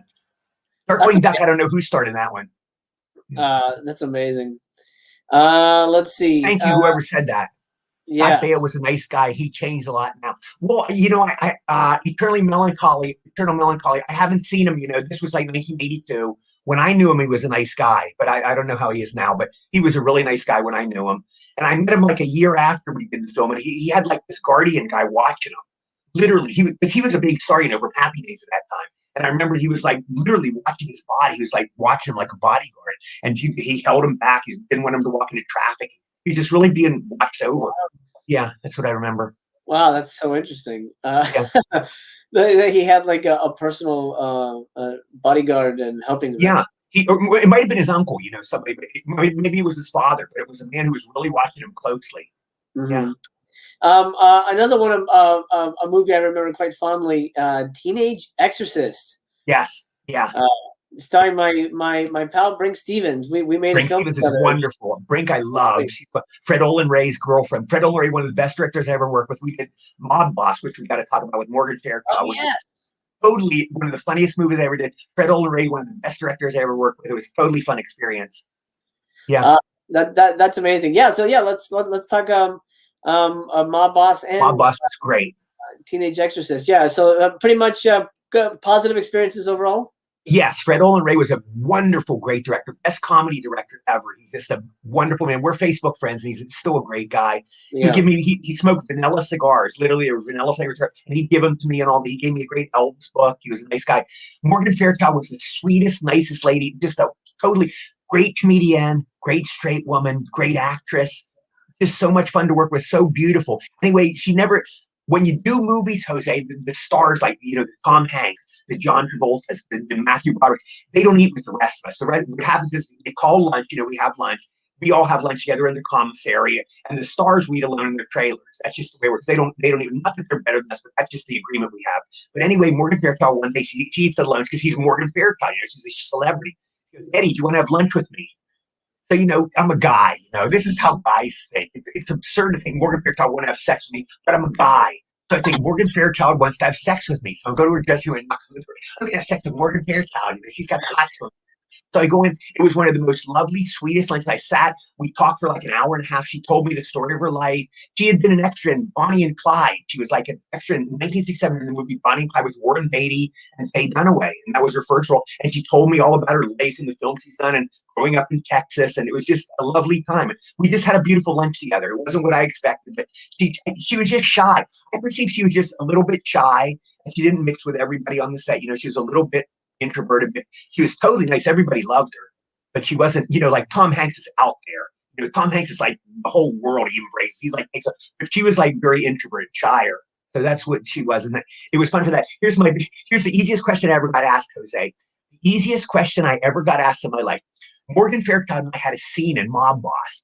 And it's a scene where, the geeky, nerdy guy kisses a beautiful girl. So we have to kiss. And the geek guy and his glasses are all fogged up, because he's, the steamy girl, and my glasses are all fogged up. So we're going to do that scene. Morgan and I kiss, and I turn around and my glasses are all steamed up. I'm going to make out with Morgan Fairchild. It's like, I'm getting paid for this, Morgan Fairchild, before we do the scene, she goes, Eddie, do you want to rehearse? But okay, Morgan Fairchild's asking me if I want to make out with her, basically. You think? Duh. So Morgan Fairchild and I are making out. She goes, Eddie, turn me this way. Eddie, turn me this way. And I kiss her again. So I made out with Morgan Fairchild. And we did the scene, and she was great. She thought up gags. She goes, wouldn't it be funny if we did this? She was totally open to direction. She was like a big star. She was bigger. Morgan Fairchild this time was a huge star. She's still like a legend, but she was a huge star. And she was never above any of it. She was just a totally nice person, just really down to earth and a beautiful person. And she's a beautiful lady. Of course, we all know that. That's great. That's really good to hear. Because you hear horror stories sometimes, so that's nice. Yes, yeah. That's the worst stars. Almost always the biggest stars, the huge stars I've met are the nicest people. It almost works. But I've met a few really asshole big stars. Very few, but there's been a few.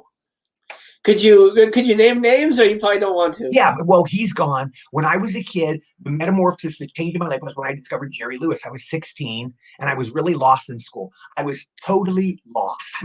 Not only was I lost in school, I didn't know any of the subjects. Not only, I couldn't even find the classroom. I was lost, and I would walk around the halls in a daze. I was so lost. But anyway, I discovered Jerry Lewis and Dean Martin, the Martin and Lewis movies, and I started watching them when I was 16, and it changed my life. This guy is incredible. He's a skinny Jewish guy. He talks kind of funny. He has like a nasally voice like me.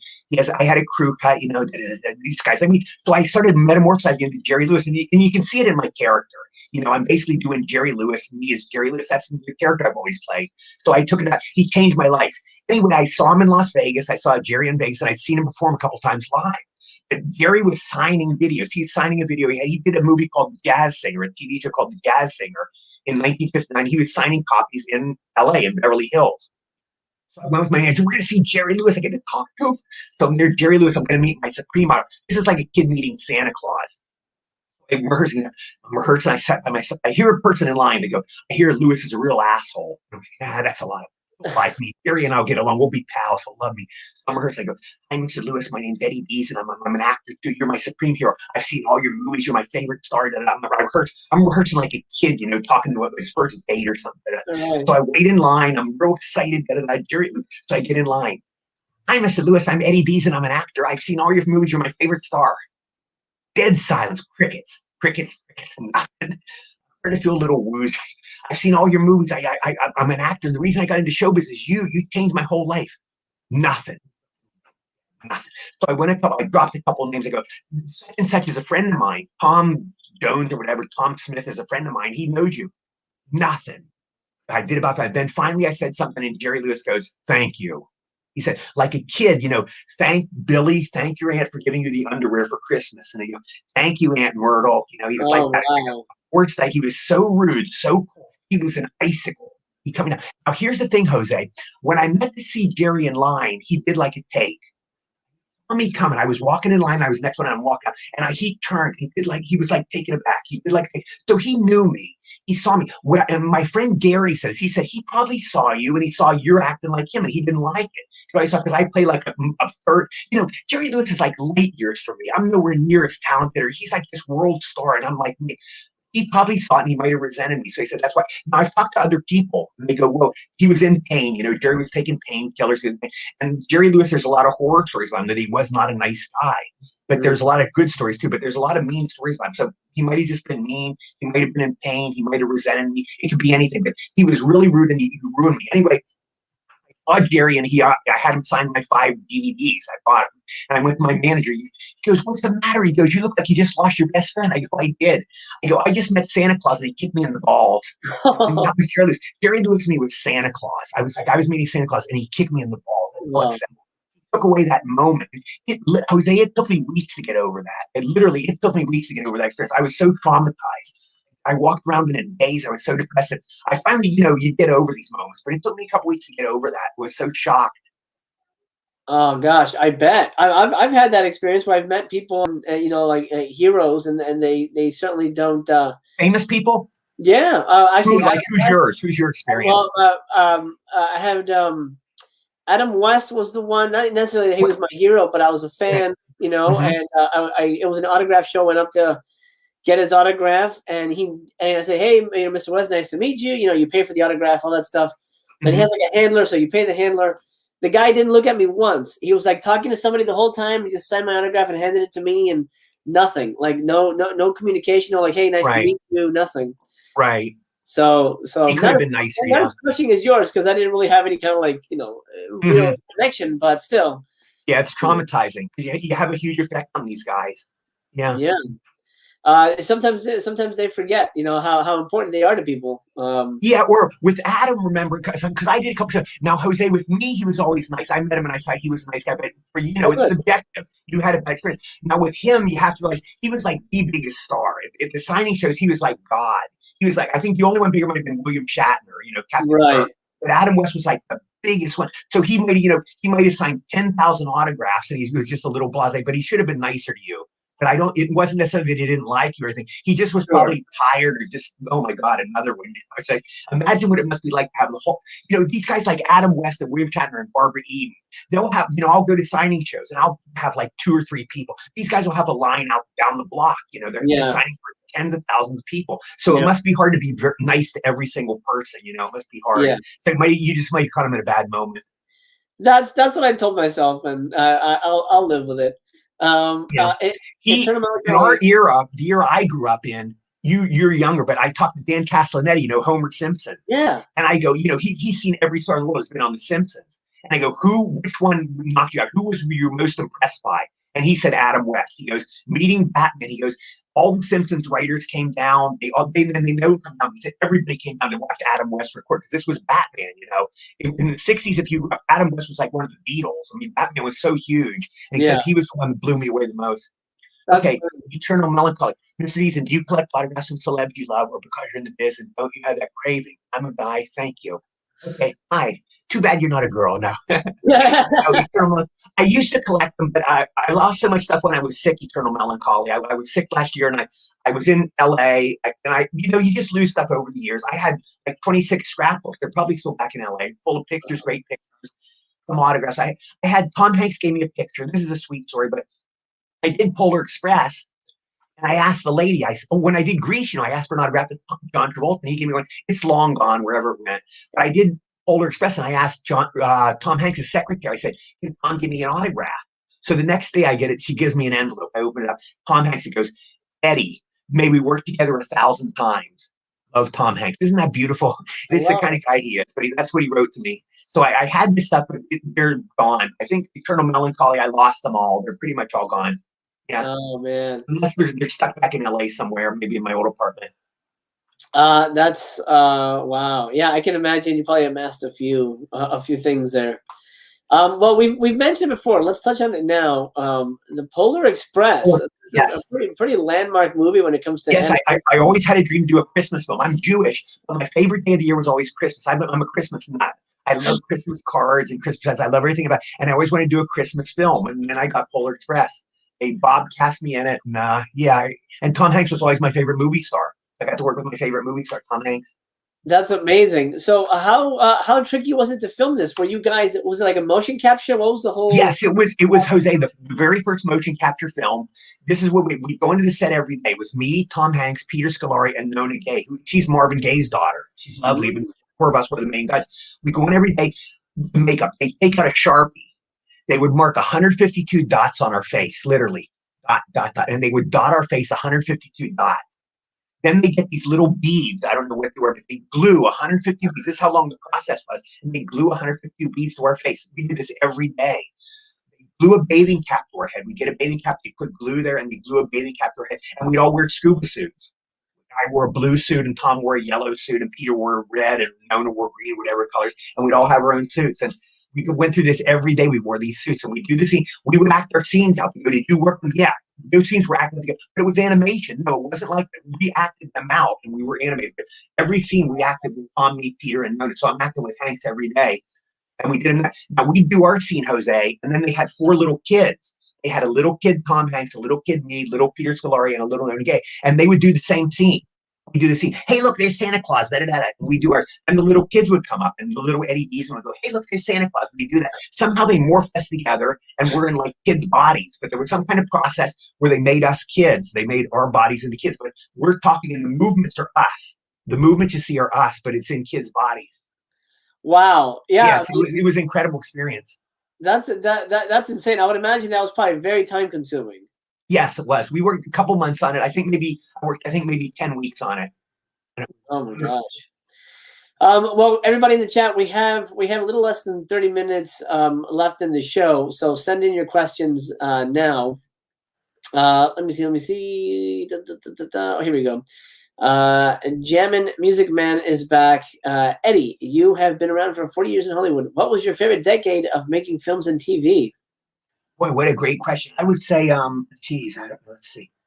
Well, it's a hard question because I don't necessarily have a favorite decade, Jammin'. I guess the happiest experience I think were Grease because it was my first, and because the cast was so wonderful, and Randall was such a great director, and the dancers were so wonderful. That was a special experience. And the other bookend was Polar Express. Those were my 2 happiest movies, I think. So the 2004 we did Polar Express. 2003 came out in 2004. That was my happiest, and Grease. So those were my 2 happiest films. So those would be my happiest decades, I guess. Gotcha. Michael H says, Eddie, I'm looking forward to your commentary on Surf 2. Are there any future plans on doing more commentary work or anything like that? I hope so, Michael, because I love doing it. It was fun. You watch the whole film and they play the scene and you just talk about it. I'll go, Grease. And there's John Travolta. He was a great guy. And you watch the scene and you just talk about it. It was a joyous experience. I hadn't seen Surf 2 in all those years, so I got to see it again. It was good. But to answer your question, I hope so, Michael. You never know, but I hope I'll do more of them because it was a blast. Where did you record it? Like at home, or did you go to a We studio? did it out here in Maryland. I'm in Maryland. We did the studio here in Maryland. Oh, Yeah. nice. Nice. Very cool. Well, I'm definitely, first I'll watch the movie by itself, and then Yeah. next, go to the commentary. Absolutely. Please. Yeah, I think you get some laughs out of it. Can't wait. Bob Byrne, any projects coming up that you're working on, more voiceover work or movies? Not a lot, to be honest. I had my heart pumped last year, Bob, so I didn't work all last year. I do think on Cameo videos now. If you want to get them, they're $30. You say to Eddie Deesen, this is my wife's anniversary. This is our anniversary. Say hi to her. Eddie, I'm a fan. Can you tell me stories about working on Grease? Hey, this is Bill's bar mitzvah. This is my girlfriend's birthday. And I do all these. I've done 12 of them so far. And it's $30. It's a bargain, and they're good stocking stuffer for Christmas. Or they're a nice present. You want to give your wife or your girlfriend a present. Get a Cameo video. So you just go to Cameo videos and you can record me, and they send me the thing and I record them. I pick up the phone and I just record it. Hi, Mary, how are you? Happy birthday. Da, da. Do you have any stories about Surf 2 or whatever? And I tell them stories and I talk to them. And I'm having a ball doing that. So that's like fun. And the other one I do, again, because the virus changed everything, I made my living doing signing shows. We all did signing shows. We had the Grease cast, we signed. But because of the virus, we didn't have any of that last year. So we're booked to do one in August. I think it's in LA. The Grease cast will be at the Hollywood Collector Show in August, I think, end of August. Yeah, so that's what I do now. But Bob, I wish there was movies. I wish there was more of that kind of work. But I don't know if my career's over that way. I don't know.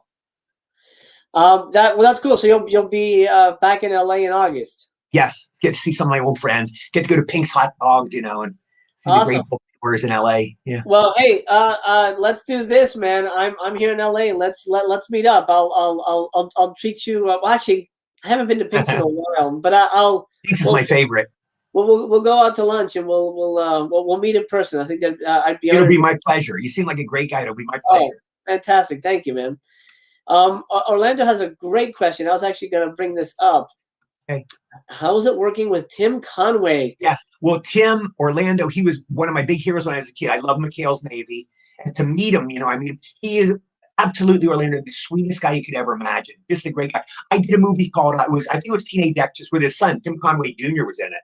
And I knew him, and he's a great guy. But Tim is just the nicest guy you could imagine. Just a really, really great guy. Total pro. He loved the ponies. He loved going to the race. His big joy was going to the racetrack. And he'd go to the racetrack, I think, every weekend or whatever. But that was his big joy in life. And he was just, I can't tell you how nice he was. Just a great guy. Yeah. That's amazing. And so when he's Dorf, did you have any issues like containing your laughter? Because I can imagine that's probably very difficult. Not really. It was unusual because in that one I'm pretty much totally a straight man. Usually I'm going for the laughs. I want to go, but in this one I was pretty much straight. Here's your golf club. Okay, where do we go now? And I pretty much play straight for Tim, so it was unusual. But he just was a great guy. And then I did a movie called The Long Shot. He wrote me in a little scene. I do one little scene in that. Again, I'm pretty much a straight man in it with him. But he was really nice. Dorothy would get down on his knees, and they put shoes on his knees. I remember that's how they did it. He was this little dwarf guy. He would walk on his knees. Yeah. It's so funny. Yeah, I love that character. Art, showing you a little love here. Hi, Art. Thank you, Art. We're all big fans. Absolutely. Thank you. You're very kind. OC says you should have your own booth. I mean, you will, right, at the autograph show, right? Well, this one it's going to be Grease. I usually get my own booth, but this is a Grease thing. It's going to be a Grease reunion. But yeah, I'll be honest, OC. I prefer my own booth because you get to just do whatever you want. You want to take a break. I want to go to the bathroom. I want to do anyone. But when we're with the Grease cast, you have to kind of be with everybody, and you're stuck there. They're wonderful people. It's not that, but I like working. I'd rather do a show alone. But this is with my Grease friends. I love Barry Pearl, and I love all of them. That's awesome. So what's the lineup? Who's coming? Barry will be. I think all the T-Birds will be there. Michael Tucci, Freaky D, Kelly Ward will be there, who's a great director now. Barry Pearl will be there. Dee Dee Conn will be there. I think the Pink Ladies will be there. Dinah Manoff will be there. Oh, nice. Who else? The other Pink Ladies. I'm trying to think. Who are the other Pink Ladies? No, Stockard won't be there. John Olivia Stockard won't be there, of course. I think they're too big. No, they always go, we do these shows. Are John and Olivia there? And I go, no, John and Olivia both have $500 million. They don't do these shows like the rest of us. They don't need the money, but we all do them. Who's the other Pink? Oh, Patty Simcock, Susan Buckner will be there. Oh, when we did Grease, she was my big crush. Susan, I fell in love with when we did Grease, so she'll be there. Yeah, so all of us will be. Oh, and Frankie will be there. Frankie Avalon will be there. So you Oh, know, if you're wow. Beach Party fans, Frankie, as far as I know, only did the one show. We did one with him years ago, and I had heard Jose he didn't have a good time, but he's doing this show, so maybe he's back to do it. He's a great guy. Oh, okay. Bob, it's in Los Angeles. It's in L.A., Bob. It's in Yeah. either Hollywood or L.A., but Google it. It's the Hollywood Autograph Show, the Hollywood Collector Show. I think it's Hollywood. Yeah, but I think it's the Hollywood Collector Show. Google Yeah, that. I think it's like the end of August. I think it's I think it's near LAX. I think it's the one Okay. there. Okay. So We used to have them at the Beverly Garland Hotel, but we don't do that anymore. I know. Let's see here. Quick question. Sure. Weird Al Yankovic. Yes. So you were the guy in the wall. Yes. Great guy. Again, I have trouble memorizing lines. I don't like to memorize lines. So they wanted me for the show, and Weird Al was the nicest guy. He's a great guy. And he said, "Look, we're going to write you in. You can read your lines. Okay, how do I? Because we're going to put you inside the wall. You're never going to camera. You can just read the script." So I would read the script, and I'm the man in the wall. It's basically me reading my lines, you know, and I'm the man in the wall. He's a nice guy, so he gave me that gig. It was an easy gig, you know. Sometimes you just get it easy. Jose, when I did a movie called Hollywood Boulevard 2, a real turkey nobody ever saw, but I played a deaf mute in it. And all I did, I'm not like an idiot, you know. Then you don't do, you know, you're deaf mute. I didn't have to worry about lines, so it was an easy gig. It was a terrible movie, but it was an easy job. Easy gig. That's awesome. Okay, 6 feet down south says, Hello, 6 feet. Were you ever approached to headline your own film series a la Ernest or Pee-wee? No, never been that good. Pee-wee, you know, his first film was Midnight Madness. We did Midnight Madness, and that was Pee-wee's first film.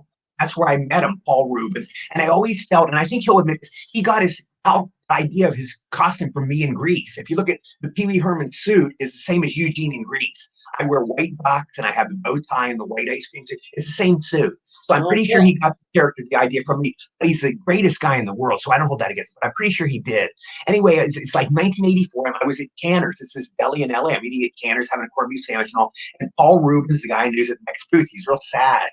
I go over, "Hey, Paul, we worked at Midnight Mass. Remember?" Yeah, he was really nice. And, "What are you doing?" He goes, "I got this script, and I'm getting turned down by everybody. Nobody wants to do it. It's called Pee-wee's Big Adventure. Nobody wanted the movie, you know." And then finally, I think his parents helped finance it. And they produced it, and it became this huge hit, you know. But he was pushing it around for a while. He was depressed at that time. Yeah. Oh, I didn't know that. I didn't know that movie was like self-financed. That's crazy. I think his parents did produce part of it. They chipped in some of the money. I'm pretty sure. Wow.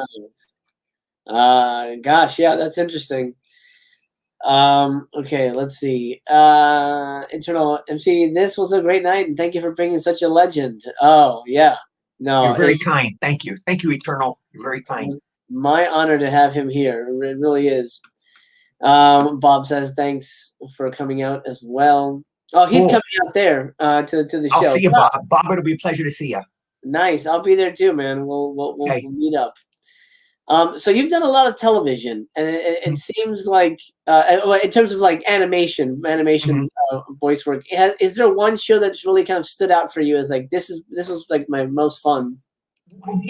Dexter's Lab would be that. Dexter's Laboratory is probably the best one I ever did. I got to play Mandark, and Colette was the best director. The little girl who did Dexter, her name was what was her name? She's so sweet. I can't think of her name. She was so nice. First Dexter. She was replaced by Candice Milo, who was very good too. But this was the first girl. I forget her name, but you can Google it. The first Dexter in Dexter's Laboratory. She's nice, but she was lovely. And I did her first job with her years ago. We did a radio spot years before Dexter's Lab, but I knew her. And that was just a fun gig. The guy Tom Kenny that plays SpongeBob SquarePants. I did a couple of those episodes. I have a little bit in the SpongeBob movie, but him and I are old friends, and he was Dexter's dad in the show. You know, it was just really fun times.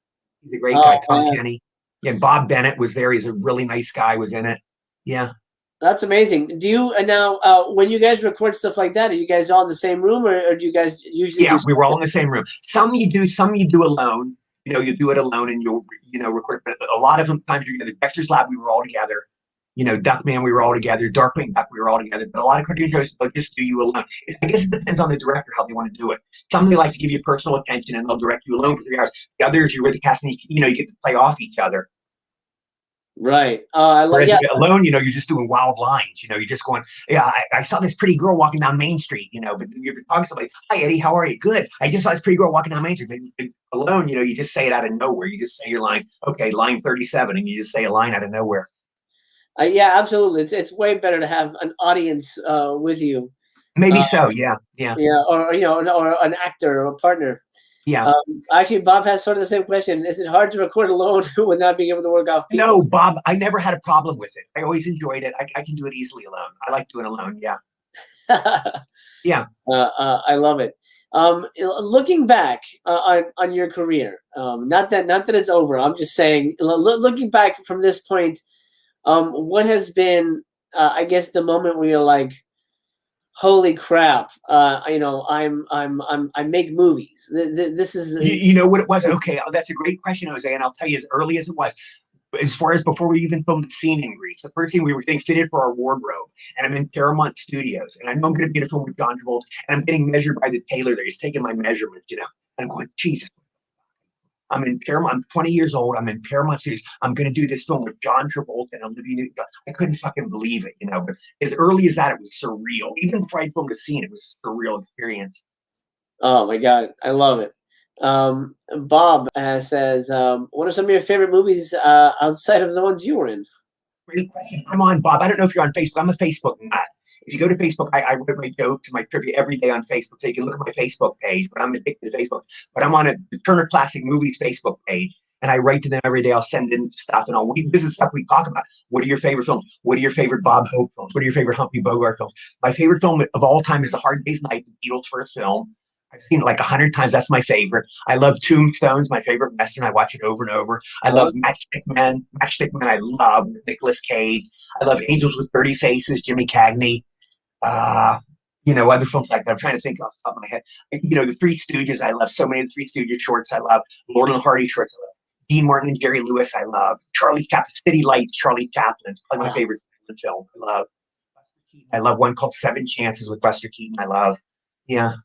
Oh man, yeah, I'm a big Keaton and Chaplin fan. Absolutely. Yes, they're wonderful. As a film fan, I think you should watch those movies. You learn so much, especially. Yes. We were just the other night, Jose. It was like 3 nights ago. They had on what was it called? What was it called with the trial? Oh, To Kill a Mockingbird. Oh yeah. With, Gregory Peck, one of the greatest movies ever made. I go, if you're a movie fan, you have to see this movie. Some of you, it's an obligation. You have to. It's like The Wizard of Oz, Gone with the Wind. Maybe Grease, whatever. But you have to see this movie. And To Kill a Mockingbird is like that. You have to see this movie. Oh, it's so good. I remember. Yeah, so beautiful. It's one of the early movies I watched, and that was black and white, and I was so moved by it. And I watched it. It was I guess it must have been. It was before high school. I don't remember where. Or maybe 8th grade, and I think we had to read the book, and so I watched the movie first, and I was just blown away by the film. It's a masterpiece. The book is really great too. I didn't like. I never read the book. I don't know if you. There's a sequel book that wasn't good. That's what I heard. I heard it was really disappointing. Yeah, it's John Travolta's favorite book. He loved the book. Oh wow. The sequel book kind of makes Atticus Finch kind of racist. It's very strange. Why did Harper Lee do that? I wonder. Why would you do something like that? I don't know. I do not know. It's a weird one. It is. Orlando says, do you have a favorite Abbott and Costello film? That's a great one, Orlando. When I was a kid, I think my favorite would be Privates. I think that was the first time film. I love that movie. When I was a kid, I loved Abbott and Costello Meet the Invisible Man. I love that. Ray Cross and Lou's, fighting this invisible man's in the ring with the fight. So I loved that film when I was a kid. So, but my favorite would probably be Buck Privates. Nice. I loved Lou Costello when I was a kid. I loved them. Oh man, they're actually my favorite comedy team. Is that right? Yeah. Yeah, I love them. I'm a monster guy, so I obviously Meet Frankenstein is my favorite. Oh yeah, sure. It's so good. Yes. That was, whose favorite film that was? Jerry Garcia, Grateful Dead. Really? That was his favorite movie. Yeah. No way. Oh, that's awesome. A quick question about the Computer Worn Tennis Shoes. It was a remake, right? Oh, yeah. Yes, it was. Let's Dan Castellaneta, Homer Simpson's in that. I was with who the guy is? You ever see Curb Your Enthusiasm? Yeah. Yeah, Jeff, his manager. Larry David. Yeah. He's in the Goldbergs. Jeff Garland. Yeah. I was in that with him. And Dan Castellaneta's in that, Homer Simpson. Yeah, so I worked on that for one day, I think. Yeah. Oh man, that's amazing. And you worked with Peyton Reed, who's gone on to have pretty substantial career with the Ant-Man movies. Oh, okay. I didn't know that. Yeah, you should reach out. Maybe he could put you in part 3. Yeah, really. Uncle Man. Yeah. Oh man. Is there one movie you've made that you regret, that you go, man, I wish I didn't bother with that one? That's a great question too. Not so. Let's see. I'm trying to think. Not so much. No, I don't really look at any of them. I mean, some are obviously pretty bad. I mean, some really bad. None that I really regret. Yeah, there were some I regret not getting. I wish I'd been in. I auditioned for Roger Rabbit. I auditioned for Who's Framed Roger Rabbit. And I think I could have nailed it. I'm not saying I could have been as good as Charlie. Charlie Fleischer was so good. But that's a role I could have played. I could have done that. I think I could have done a good job. But I went in and it just wasn't a good audition. Bob was there. Bob Zemeckis called me in, and my favorite director. I love him. Bothered me, but it just wasn't a good audition, and it didn't work. But that's the one I've regretted not doing the most, that I didn't get. Oh man, I tried out for get this. I tried out for Animal House. I didn't get it. I tried out for what's the other one? Animal House. I tried out for, and the other big one. Animal House. I tried out for, and I'm leaving Animal House. I'm not even, I was an arrogant little punk, but I did Animal. I went into audition. Oh, Airplane. I tried out for Animal House and Airplane. I didn't get either one. Airplane, they had me for the Robert Hayes role, which was stupid. There's no way I could play. He's like this handsome guy, and I couldn't play the lead like that. They could have given me a small role in Airplane. I could have done that, but I didn't get that. Animal House, I went in and it was just a flat audition. I didn't get any laughs, and I went out. And as I'm leaving, I go, this movie's going to bomb without me. This is Animal House. It's like the biggest comedy in history. I was a goofy little jerk. Yeah. Let's talk about something I just discovered. Highlight history, ladies and gentlemen, the Beatles. Yes. This is something you wrote, right? Tell us about this. What's that? Tell me what it is again. I'm seeing it here in IMDb. I just pulled it up, and it says it's a TV series documentary. I'm guessing about the Beatles. Maybe I got interviewed by the Beatles. I don't know about the Beatles. I'm a Beatles nut. I'm a Beatles. I've read literally 600, 700 books on the Beatles. I've read every interview the Beatles have ever given. I can name you any trivia about the Beatles. I can tell you anything. Ask me anything about the Beatles. I'll tell you. I might have got interviewed by somebody. They might have put it in a documentary or something. Oh, that's weird because it has you credited as the writer. So I don't know. Really? Yeah. I wonder what that could be. I don't know. They owe me money. They owe me money because I never got paid that I know of. Yeah, apparently. Gosh, that's very strange. I'm not familiar with the film News Traveler. News Traveler. I'm not sure that either. From 1998. Directed by Constance Hoy. I don't know. Is it an animated thing? No, it's I don't remember that one. It looks like it's a really low budget sci-fi movie. Maybe they used a clip of me in it. I don't know. There's one movie, literally, it's called Horror. WHORE, Horror. It's called. I'm in it, and they sent me a check. They said, "Eddie, you're in this horror." And the Screen Actors Guild called me. They go, "Would you accept the check?" I go, "Sure." They send me a check for like $2,000, and I'm in Horror. But I don't think, it's just a clip of me's on TV in the movie. But I'm in Horror. Wow. Oh, that's good. So you get paid even if like they use a little clip of you or something. Yeah, they have to pay you. Yeah. Oh, nice. Union's wonderful. Screen Actors Guild's the best union. They've been wonderful. Oh my gosh. Oh, that's fantastic. And so what's the future like for you? Is there anything in the world? Facebook's my love. I'm on Facebook all day. I'm a Facebook addict. I'm like, there's a heroin addict. I'm a Facebook addict. I write my jokes. This is what I write all these jokes in my magazine. I think I'll being better write a joke. I'm going to put this on Facebook tomorrow. I love my Facebook friends. I have 5,000 Facebook friends. They're like my family. I love them all. And they're very carefully selected. If anybody's a jerk, they're off my list. But they aren't jerks. They're all nice people. And I have a ball doing it. Some of the sites on Facebook are mean. Because here's what it is. Jose, I write in all caps. I don't know if you know, but I write in all caps. And a lot of these people have a bug up their ass about that. I'll write in all caps. And you're like Hitler to these people. I'll write in all, who the f*** are you writing in all caps? They will attack me like a Jew in Nazi Germany, literally. Wow. And I've had, there was a Beatles page. And they were so rude, so cruel to me. I'm never going back to that page. They were so mean. Oh, wow. Some of the pages will really get me. But my friends on Facebook all know that I write in all caps. And they just accept me, It's just a weird thing. It's just an agreement, It's just it's a social agreement. We all said we're going to write in capitals and small letters on Facebook. We could have made an agreement. You write in all small letters on Facebook and say, okay, we could have made an agreement. Everybody writes in all caps. No, you can't. If you don't write in all caps, it's rude. It's just an agreement. but they get mad that I write off. It's just easier for me. I type real fast. I'll be typing, and John Lennon met Paul McCartney on July 6, 1957. And I type real fast, so I can't go back and forth. It's hard for me to go cap small, cap small. I just write all caps and I type real fast, so it's easy for me.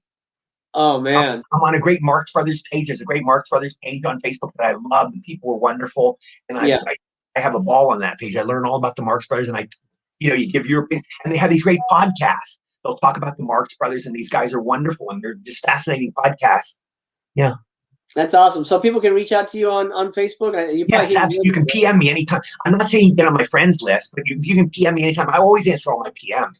Facebook has the nicest people in the world. They're wonderful people. Excellent, excellent. So that's a good way to reach out to him, guys. I'll put when the video has finished processing, I'm gonna put the link in the description so you guys can reach out and say hi. And if there's any questions you missed, and I hope I can share this on my page. I hope I can share this on my page, Jose. I love for people to see this interview because I love my friend. Absolutely. Before we call it a day, I just wanted to highlight Surf 2 one more time. Yes. This is on sale now. This just came out yesterday, really. So give us your final spiel as to why somebody should pick up Surf 2. Basically, I need the money. I could use the money. I need the help. That's Jewish for money.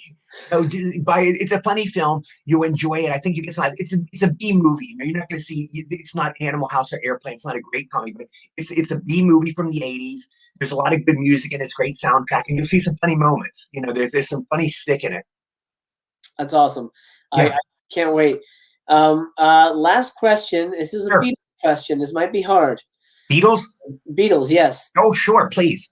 Well, I was going to ask for your favorite Beatles song, but that might be hard. So maybe give me your top easy 5. For me. Oh, okay. That's Hard Day's Night. It's my favorite Beatles. My favorite movie of all time is Hard Day's Night. My favorite Beatles song, Hard Day's Night. What's hard is your favorite Beatles album. That's harder for me. Okay. The White Album has 30 songs. It's great. I love Revolver. I love Rubber Soul. I love Abbey Road. So that's harder. I love A Hard Day's Night. It's a great album. So that's hard to pick. But my favorite Beatles song is a slam dunk, Hard Day's Night. Hard Day's Night. What's your top 5? Hard Day's Night would be my favorite. Oh, God, I love Ticket to Ride. I love Back in the USSR. I love Lady Madonna. I love Hey Bulldog. Those are just off the top of my head. Those are ones that are 10s. Those are just 10s that I love. But I think some more. Yeah. They had so many, it's like saying, I always go to my brother, I go, it's like saying, or my sister, I go, who's the most beautiful girl you've ever seen in your life? It's hard to pick the most beautiful girl. Your favorite Beatles songs, it's the same thing. Who are the 5 most beautiful girls you've ever seen? Any guy, it's hard to say that. Or for a girl, who are the 5 hottest guys you've ever seen? It's probably hard to pick your 5 hottest guys. Right. Did that influence your being cast in I Want to Hold Your Hand, that you were a big fan, or you just kind of lucked out that way? I just kind of lucked out that way. I went in and read. I read Bob Gale was there and Bob Zemeckis, Sally Dennison, the casting director, who I love. Sandy Stokes was her assistant. And I went in and it just worked.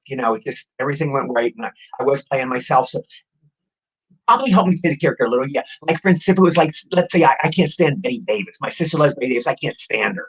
Anyway, let's say I had to play a big Betty Davis fan. It would have probably been harder. Betty Davis is great. Oh, did you see her in Dark Victory? She's wonderful. It would have been harder for me to play than a Beatles fan. Yeah. I get you. Let's see. 6 Feet Down South says, great interviewer. Thank you. I appreciate that. And Eddie, you're a national treasure. Thank you. 6 Feet. 6 Feet. You're very kind. Thank you. 6 Feet Down South. Thank you. Great name. That's it. It's time to wind it down. I have been more than honored to spend some time with the amazing Eddie Deezin. What a pleasure. And thank you so much, Eddie, for hanging out with us. This really means a lot to me. Well, it's been my pleasure. You're a total gentleman. You're a great interviewer, and you're a great guy. And I wish you continued success. And Jose, all I can say is that if you can interview Barry Pearl, he's wonderful. He's a great interview. We're handled by the same manager, so maybe I'm throwing him. He's a great guy. He'll be if he can get on your show, if you can get him, it'll be a fun interview. It was my honor to be on your show. It was totally fun. Thank you so much for having me. Have a great Memorial Day weekend. And to all the people, have a great Memorial Day weekend. Stay safe. Absolutely. We'll Eddie will come back at some point. I'm sure we'll all meet up, or I'll have him on a video when I meet him in August. My pleasure. At the show. Okay. Eddie, thank you. We'll talk soon, sir. Take care, Jose. Bye. All right. Woo! What an amazing time that was. Samantha, I went to the store and I found an Animal House puzzle and it was amazing put together. That is a fun puzzle. That's a hard one too. There's a lot of white. I did the Jaws one from that. That was cool. Wow, what a good time. RPK, thank you. You just sold a copy of Surf 2. Nice. I'll be honest, I haven't seen it, but it looks like a blast and I love him. So he's a national treasure. Absolutely. Art with Horror. By the way, guys, if you're not subscribed to Art with Horror, check out his channel, Art with Horror. Great stuff. Great stuff. He's a gentleman and a scholar and a good friend. That was awesome. What a good guy. What a nice guy. And that's it. That's it for me for now. I only want to do a short show today. Tomorrow, 3 p.m. PST. We're going to do Let's Watch Live. That's when we watch a movie together. But what we're going to be doing is we're going to be watching the Vinegar Syndrome trailer reel compilation. We're going to watch about 90 minutes of Vinegar Syndrome trailers together here, having popcorn, chatting, making fun of the movies, all that good stuff. And then we're going to be joined towards the end by Brad Henderson from Vinegar Syndrome. We're going to be talking about, of course, Vinegar Syndrome. I'm mostly concerned about the behind the scenes, how stuff works when it comes to Vinegar Syndrome. That's what I'm most interested in. Little Master's joining us for a little bit. And that's tomorrow. That's tomorrow, 3 p.m. PST. Let me check in with everybody real quick. Aaron was here. Hey, Aaron, you were here? I was so into everything he was saying, I didn't even think to type anything. Oh, well, I'm glad you're here, pal. Yeah, what a good guy. What a fun conversation that was. Art, you have a great weekend as well. And take care, my friend. We will hang out soon. Orlando, I'm glad you enjoyed it. I certainly had a great time. Did you have a good time? I don't know what you're talking about, but yeah. And that's it. That's all she wrote for Holly Weird. My friends, I want to remind you and you that I love you just the way you are. You mean the world to me. You really do. I'm not just saying that because it's not a catchy thing. I guess it's catchy. Then I start thinking about what I say and then it falls apart. Here's what I'm going to say. I love you. I appreciate your time very much. I'm honored to have your company. And let's call it a day. I'll see you tomorrow. I'll be here. I hope you will be as well.